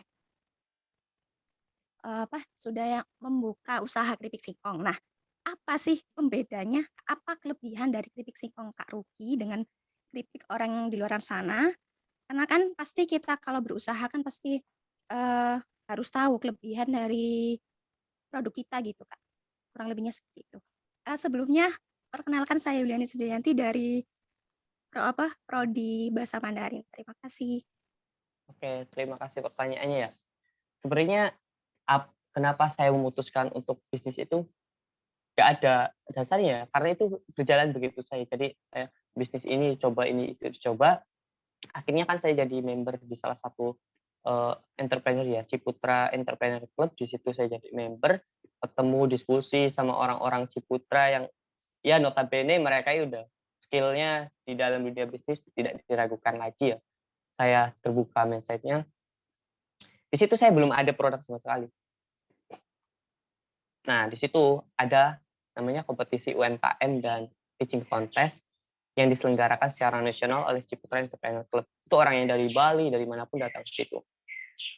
Saya lihat, awalnya saya nggak berani daftar, karena kalau nggak salah, H-3 perlombaan ya, sebelum penutupan. Saya lihat, pesertanya ya, saya lihat. Ada yang punya PT, ada yang punya CV, ada yang punya restoran, ada yang punya pabrik, ada. Itu pesertanya.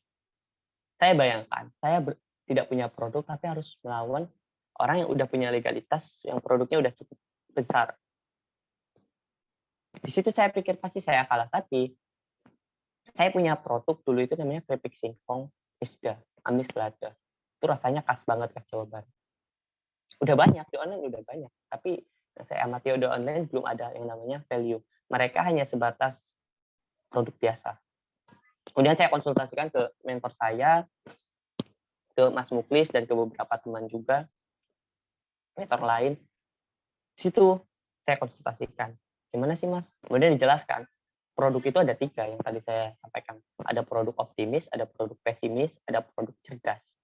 Produk optimis, produk yang benar-benar bagus, beda dari yang lain, super sekali produknya. Jadi orang ketika kamu nawarin pun, dia beli karena, wih produknya bagus. Itu produk bagus. Itu produk apa? Produk optimis.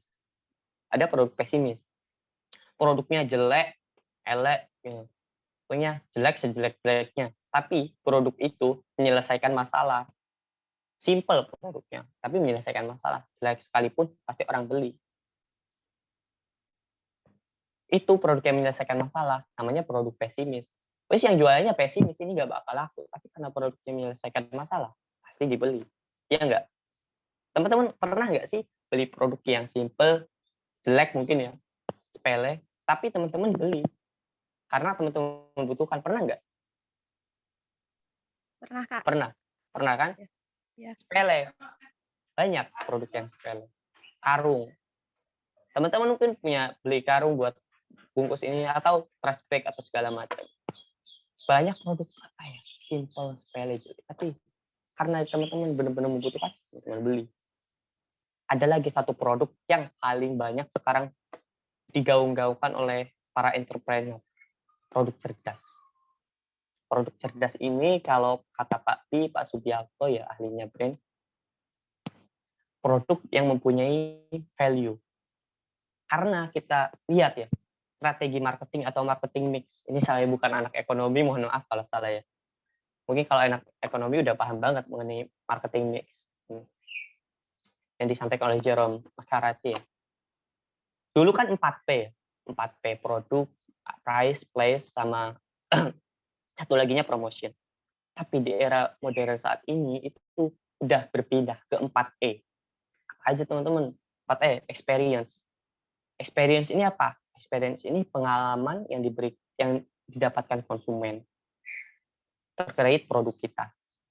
Mengenai Misda, saya ciptakan experience itu rasanya rasa khas Jawa Barat. Itu yang pertama experience-nya.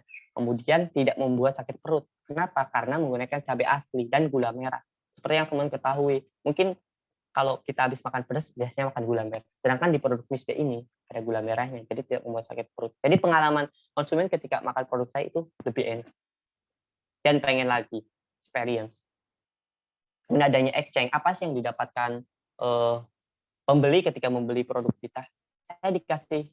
Saya kasihkan satu nilai di situ. Ketika teman-teman beli produk saya, teman-teman ini udah include amal, donasi di asrama duafa dan panti asuhan. Yatim piatu, duafa dan yatim piatu. Kenapa saya bikin strategi nyemil beli cemilan sambil teman-teman itu berdonasi? Kenapa? Bayangkan teman-teman ketika mau pergi ke panti asuhan mau menyumbang Rp1.000 atau Rp2.000. Mungkin teman-teman nggak bakalan berani menyampaikan secara langsung. Lewat kotak pun kadang malu. Bener nggak teman-teman? Berhenti aja di pinggir depan panti asuhan. Ngasih kan 2.000. Malu apa enggak?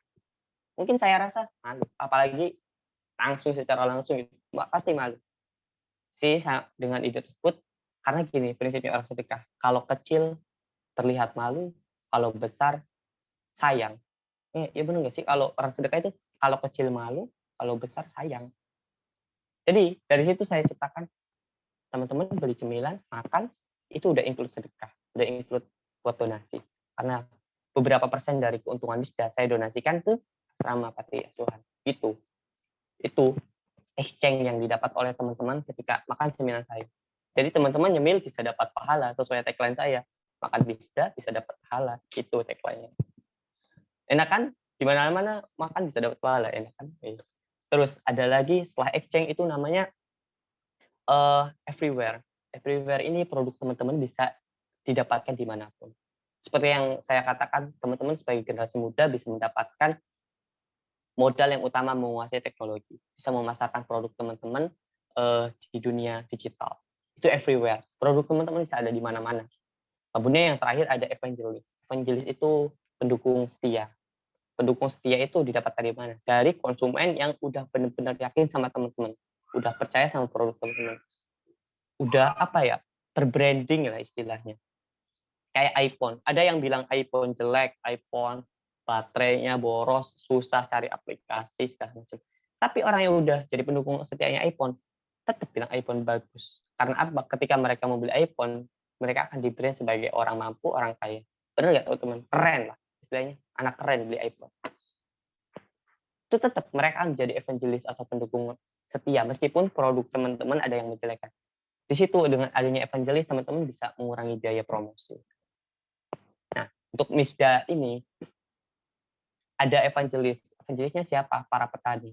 Para petani singkong ya. Saya lihat kemarin yang melatar belakangi saya usaha saya ini, harga singkong di Jawa Timur ini turun drastis dari petani ya ini, bukan di pasar. Dari harga Rp3.000 atau Rp2.000 menjadi Rp1.500. Itu turun 50% yang lebih. Kenapa bisa turun? Para pabrik yang udah besar yang menggunakan bahan baku singkong, itu mereka memilih tepung singkong impor. Kenapa? Harganya lebih murah. Jadi di situ petani harus banting harga, akhirnya rugi mereka ketika panen. Itu yang melatar belakang saya. Ya meskipun produk saya masih belum bertonton ya produksinya, setidaknya ada usaha untuk ke sana lah, untuk membantu beban petani dan membeli apa ya, yang mereka hasilkan itu dengan harga yang tinggi. Itu sebenarnya latar belakangnya sih, harga singkong yang turun. Cuma karena ada perlombaan, kebetulan ya perlombaan Ciputra Entrepreneur Club pitching contest. Di situ saya memaparkan ide bisnis saya selama 2 menit. Selama 2 menit ya teman-teman. Itu teman-teman harus bisa meyakinkan investor. Di situ alhamdulillah para investornya yakin dan para juri pun apa ya, sedikit terkesima ya sedikit. Akhirnya bisa juara 1 gitu. Mengalahkan PT-PT yang besar, CV, restoran, alhamdulillah gitu sih. Itu awal motivasinya itu karena apa ya, melihat penderitaan para petani gitu sih. Gimana? Ada udah terjawab apa enggak? Siapa tadi Ya yang nanya? sudah Kak. Boleh tanya lagi nggak Kak? Boleh. Tadi kan sebelumnya sempat disinggung bahwa kita harus berhubungan sama, maksudnya menjalin hubungan sama orang yang positif, bersifat yang positif. Nah, intinya kita menjauhi sifat yang toksik lah intinya. Nah, kalau misalnya di hubungan toksik itu sendiri dalam lingkup lingkup inti gitu. Keluarga. Misalnya kita pernah buka usaha. Intinya bukan buka usaha, intinya pernah usaha lah. Terus akhirnya di tengah-tengah jalan itu gagal. Dan terus akhirnya ini yaudahlah nggak usah, itu emang bukan bakat kamu di situ. Nah itu akhirnya kan membuat kita down. Itu akhirnya bagaimana tips and triknya gitu Kak untuk mengatasi hal itu? Untuk mengatasi hal itu yang pertama ya, kalau lingkungan keluarga kita sudah toksik atau tidak mendukung, saya sendiri juga tidak mendukung ya keluarga. Itu hal yang pertama kita lakukan, cari lingkungan positif di luar seperti yang saya bilang. Gak apa kita abaikan abaikan sementara ya lingkungan toksik yang ada di keluarga. Meskipun ujung-ujungnya kita harus mencari restu kedua orang tua, seperti itu. Caranya seperti apa? Kita cari lingkungan positif di luar. Kita di keluarga itu harus tebal mental. Saya sendiri juga tidak boleh berwirausaha. Kenapa? Ayah ibu saya pedagang. Mereka itu dipandang rendah oleh tetangga, oleh masyarakat. Cuma efeknya itu ke saya.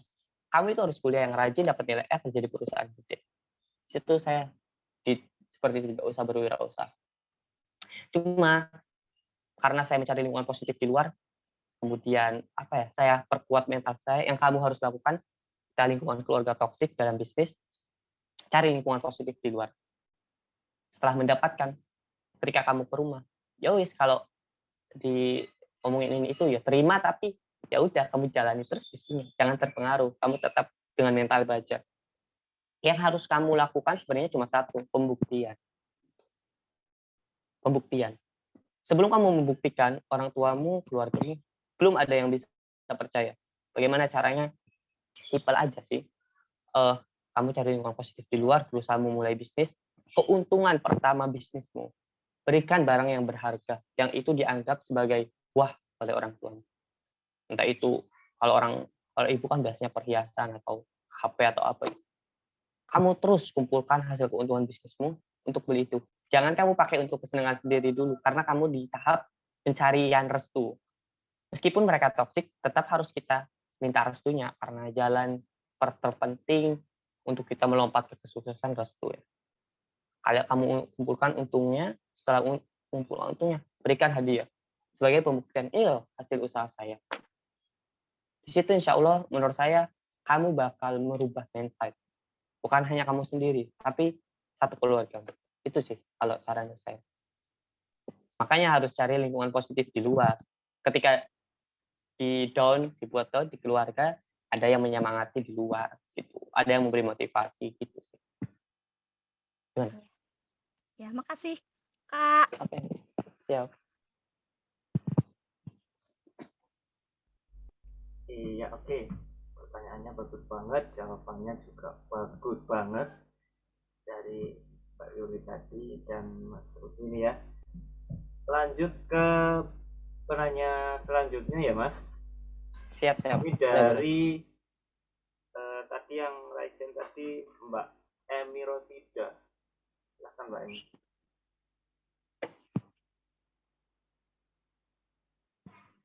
Baik, terima kasih atas kesempatannya. Jadi saya ingin bertanya nih Kak Ruhi, kenapa sih Kak kita nggak dianjurin buat selalu berorientasi pada profit? Soalnya aku sendiri ya sebelumnya bukannya berusaha menjadi kapitalis ya, tapi setahu aku bisnis itu emang kayak tujuannya tuh berorientasi pada profit atau laba gitu. Makasih Kak. Oke, terima kasih. Kenapa sih orientasinya bukan pada profit? Kenapa ya? Yang pertama, kita seorang entrepreneur wirausaha ya. Profit itu meskipun harus, saya tekankan di sini harus, tapi bukan utama. Ketika baru memulai bukan utama. Kenapa? Jadi seorang entrepreneur bukan kayak kapitalis atau semacamnya. Di sini kita harus menciptakan bisnis yang juga mensejahterakan sesama. Misal ya, kamu bikin bisnis, jualan tuh pinggir jalan, terus kamu nyuruh orang, kamu berorientasi pada profit, sedangkan profitmu baru segitu-gitu aja. Nah, kamu tapi memaksa untuk karyawanmu untuk target sekian-sekian, gajimu segini. Itu ketika kita orientasi pada profit, pasti kita akan menyengsarakan pegawai kita. Saya yakin.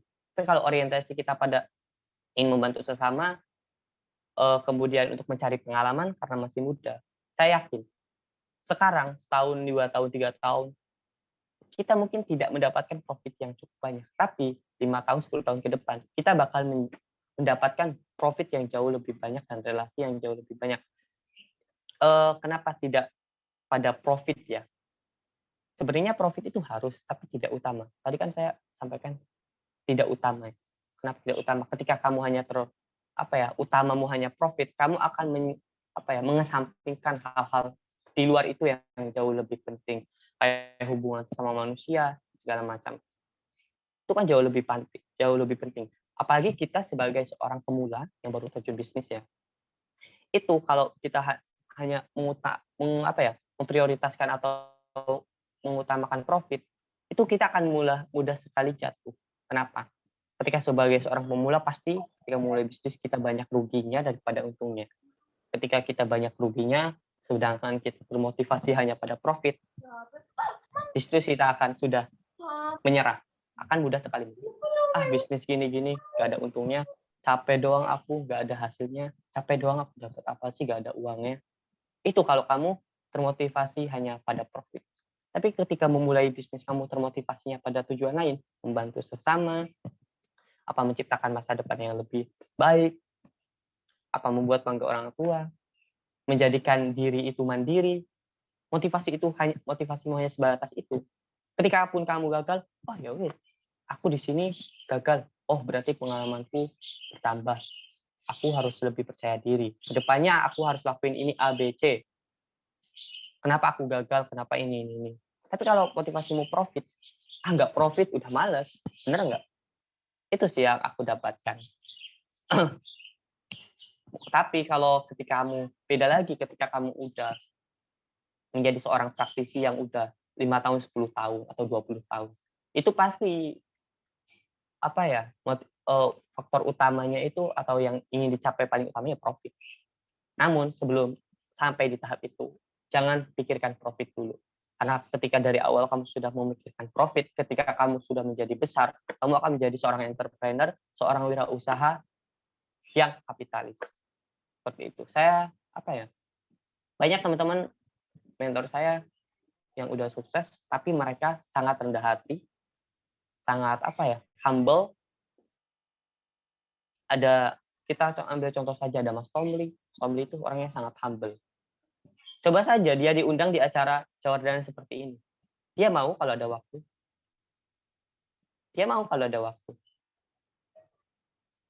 Banyak juga teman-teman yang lain udah profit tapi masih kemarin juga pas Ilham menghubungi masih mau ngajak ngopi saya, ngundang ke kantor barunya, padahal saya hanya sebagai mahasiswa biasa ya, mau ngajak ngopi, ngundang ke kantor barunya. Itu. Padahal mereka udah kelasnya direktur segala macam. Itu karena mereka sejak dari awal itu yang dibangun bukan hanya profit bukan. Jadi saran aku sih ketika mau mulai bisnis, jangan orientasi pada profit, tapi lebih ke bermanfaatan untuk bersama. Kalau profit bolehlah nanti ketika udah besar. ketika kebermanfaatan bagi bersama udah didapatkan, kemudian motivasimu kayak membahagiakan orang tua segala macam udah didapatkan, oke lah kita berorientasi pada itu sih. Kasih.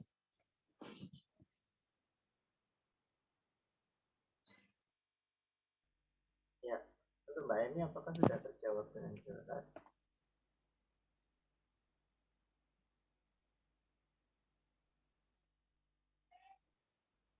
Oh, sudah terjawab ya. Nah, ini ada Mas Prabu ini mau mengajukan pertanyaannya. Silahkan Mas Prabu untuk pertanyaan terakhir. Ya, terima kasih Mas sudah meluangkan waktunya. Ini pertanyaan untuk Deruhi. Siap. Untuk kan kamu kan sebagai pengusaha ya, apakah perlu inovasi-inovasi baru untuk mengembangkan usahanya dalam dunia berbisnis gitu? Terima kasih. Oke. Ini aku tegang ditanya sama Mas Prabu. Mas Prabu ini ketuanya HIPMI PT UNESA ya. Banyak pengalamannya ya. Pasti jauh lebih banyak dari saya. Itu sih. Mungkin mengenai pertanyaannya Mas Prabu sebenarnya udah bisa menjawab pertanyaan sendiri. Tapi nggak apa-apa, saya share kepada teman-teman ya. Mungkin tujuannya bertanya biar di-share ke teman-teman ya. Jadi ya Mas, oke, aku jawab sih. Iya. Sebagai seorang entrepreneur sih, mengenai inovasi wajib. Kenapa wajib? Teman-teman yang udah garap PKM atau apa namanya PMW mungkin di proposalnya juga ada inovasi. Inovasi dapat dari mana? Biasanya dari evaluasi. Ketika teman-teman udah menjalankan bisnis segala macam, kurang ABC di produknya, pasti akan dilakukan inovasi. Itu didapat dari evaluasi. Gitu sih. Inovasi itu tujuannya apa? Memberikan apa ya? Rasa baru ke konsumen, bukan rasa baru tapi kayak supaya menjaga produk teman-teman itu lebih eksis di tengah-tengah masyarakat gitu. Jadi mengikuti perkembangan zaman. Banyak sih inovasi yang bisa teman-teman lakukan. Apa kalau dari dunia kuliner ya mungkin lebih ke rasa atau varian. Tapi kalau rasa tetap pertahankan rasa original tapi berbanyak varian. Kalau dari teknologi banyak sekali inovasi tentunya. Kita lihat saja dari iPhone, Android segala macam itu mereka saling mencoba mengeluarkan inovasinya untuk saling bersaing. Kalian tahu iPhone dari dulu dari penciptanya dia itu tidak pernah yang adanya mendesain iPhone dengan kamera 3 di belakang. Malah dianggap awal itu produk yang aneh gila dengan 3 mata di belakang atau 3 kamera di belakang. Steve Jobs sampai ini guys tidak ada sama sekali. Tapi buktinya mereka memberikan inovasi segala macam. Banyak sekarang tuh yang hobi atau suka foto di depan cermin pakai iPhone dengan kamera 3. Itu menjadi suatu kebanggaan. Padahal awalnya dianggap sebagai sesuatu yang aneh. Bahkan sekarang saya lihat banyak juga yang meniru dari produk-produk lain. Inovasi sangat perlu. Kenapa sangat perlu agar produk teman-teman mengikuti perkembangan zaman. Sehingga tidak kelam dimakan zaman. Dan selalu mendapatkan pasar.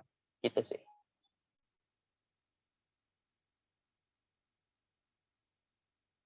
Inovasi juga, sedikit informasi, inovasi juga bisa datang dari kritik konsumen teman-teman. Ada yang kritik ABC, teman-teman tampung, kemudian di akhir teman-teman evaluasi, dan teman-teman baiki produknya. Itu sih. Itu mungkin Mas Prabu. Buat teman-teman yang lain juga.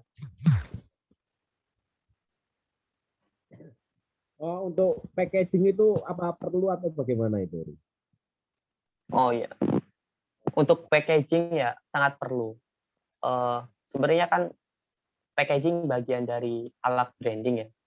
Mungkin nanti juga disampaikan untuk Mas Muklis untuk materi selanjutnya mengenai strategi branding karena no brand no business ya. Sangat perlu. Packaging itu salah satu alat branding. Banyak. Nanti mungkin disampaikan mengenai branding, dan alat branding. Itu sangat beda. brand itu, nanti aja dijelaskan. Nanti besok teman-teman ikut ya. No brand, no business. Itu pasti akan dijelaskan mengenai brand, branding, dan alat branding. Nah, kemasan atau packaging ini salah satu alat branding. Alat branding ada merek, ada kemasan, ada segala macam ya. Alat branding. Kemasan perlu. Karena apa ya? Kita meningkatkan kualitas kemasan, bakalan meningkatkan daya beli konsumen juga. Saya tanya saja sama teman-teman. Teman-teman ketika membeli apa ya? Gampangnya saja teman-teman beli kopi. Pernah nggak teman-teman beli kopi di pinggir jalan, cappuccino atau apapun itu ya? Sama beli kopi di Starbucks. Packagingnya mungkin hampir mirip, plastik, cup ya. Cuma di situ ada logo Starbucks. Dengan packaging seperti itu, Starbucks udah mampu menaikkan harga berpuluh-puluh kali lipat. Atau teman-teman membeli keripik, kayak keripik Misdaku. Aku bungkus pakai plastik bening, terus tali, sama aku bungkus pakai plastik yang kedap air, kemudian kasih logo, kasih brand, kasih tanggal kadaluarsa, kasih segala macam, sama aku bungkus pakai plastik bening. Kira-kira dengan plastik bening aku hargai 5.000, dengan packaging yang bagus aku hargai 10.000. Teman-teman pilih yang mana? Aku yakin ketika teman-teman biasanya ya untuk hadiah atau untuk makanan pribadi atau untuk difoto di sosmed pasti beli yang bagus. Pasti yang beli packagingnya bagus. Oleh karena itu packaging juga bisa meningkatkan harga, daya beli konsumen. Jadi packaging sangat penting kalau menurut saya. Itu sih. Mengenai bagaimana packaging yang bagus segala macam nanti mungkin disampaikan oleh Mas Muklis di materi selanjutnya. Di no brand, no business. Tidak ada brand, tidak ada bisnis. Itu. Itu sih teman-teman. Ini mungkin seputar materi ekonomi. Aku sebenarnya nggak terlalu menguasai karena bukan ekonomi ya. Di situ di CV udah jelas ada fisika. Gitu. Jadi maaf kalau ada beberapa perkataan yang salah.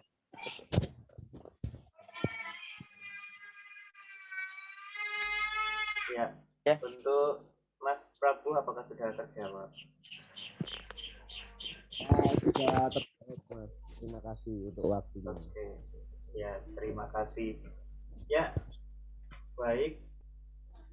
Ini sesi tanya jawab kita akhiri sampai di sini saja ya.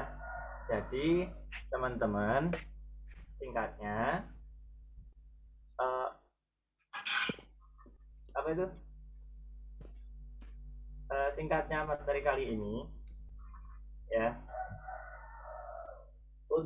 Pentingkah udah berwirausaha?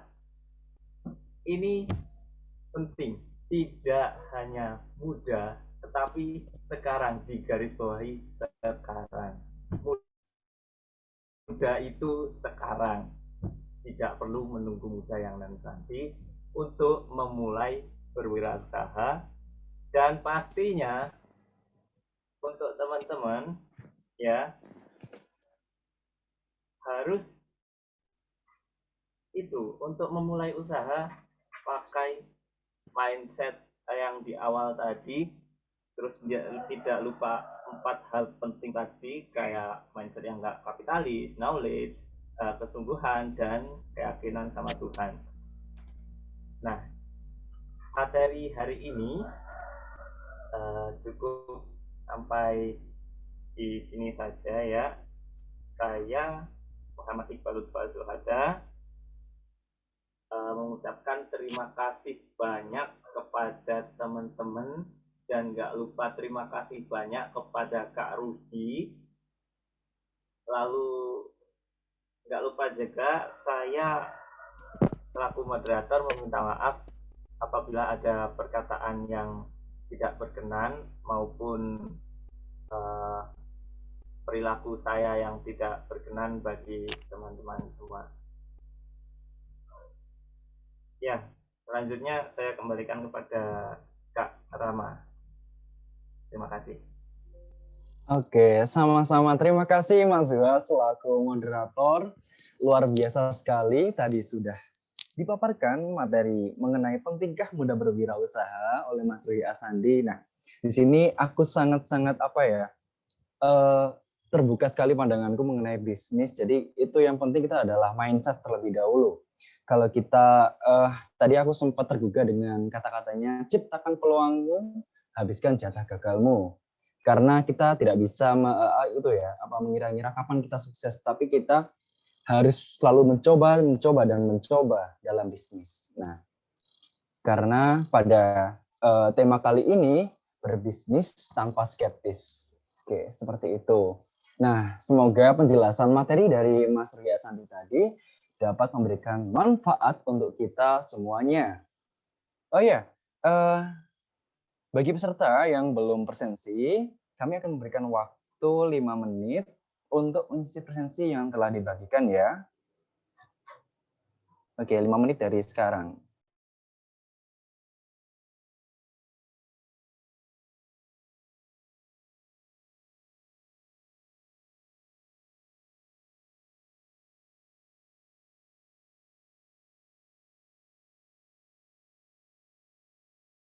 Oh ya, di sini ada yang tanya juga. Kak, mau tanya jika saya ikut workshopnya hari ini saja, apakah boleh dan masih mendapatkan e-sertifikat? Terima kasih. Jadi kami menjawab bahwa pertanyaan di atas, untuk mendapatkan sertifikat harap mengikuti sampai hari terakhir ya. Jadi ada 3 hari pelaksanaan workshop Genre Dana. Nanti ada yang pertama hari ini pentingkah muda berwirausaha, lalu ada no brand no business dan strategi marketing, dan yang ketiga, sebentar. Ya, jadi harus diikuti ketiganya. Oke, teman-teman. Sudah presensi ya untuk teman-teman ini. Oke, karena kini sudah berada di penghujung acara.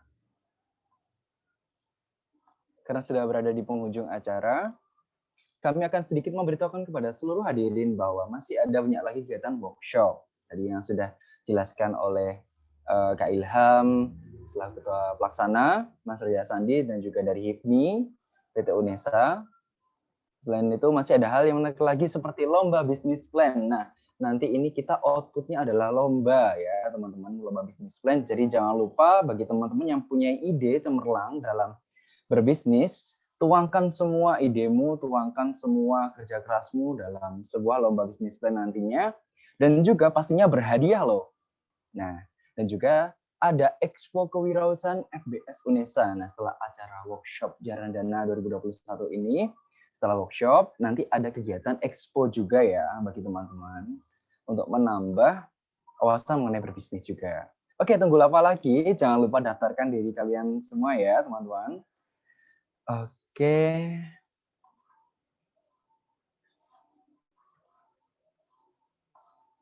Oke. Kalau begitu, di sini saya Rama Sulu Mustafa selaku pembawa acara pada hari ini mohon undur diri terlebih dahulu. Mohon maaf sebesar-besarnya apabila terdapat kata-kata kami yang salah. Kami nantikan kehadirannya kalian di acara selanjutnya. Terima kasih dan sampai jumpa. Wassalamualaikum warahmatullahi wabarakatuh. Mari berbisnis tanpa skeptis. Oke. Aku di akhir acara ini boleh minta tolong dong sama teman-teman semua untuk on kamera, kita dokumentasikan hari pertama ini.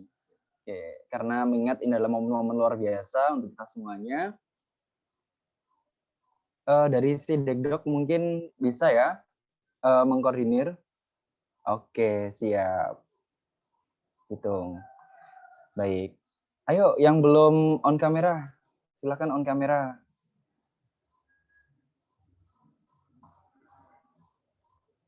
Oke.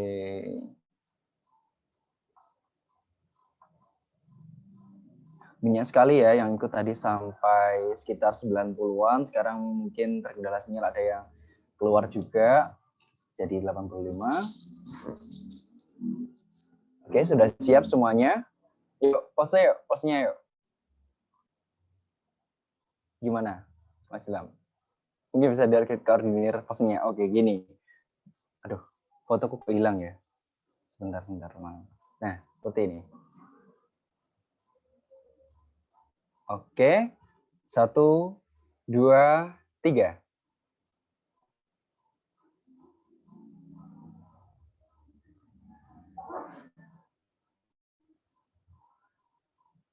Oke, mungkin sudah ya. Terima kasih dari Sidik Dok, Mbak Mita.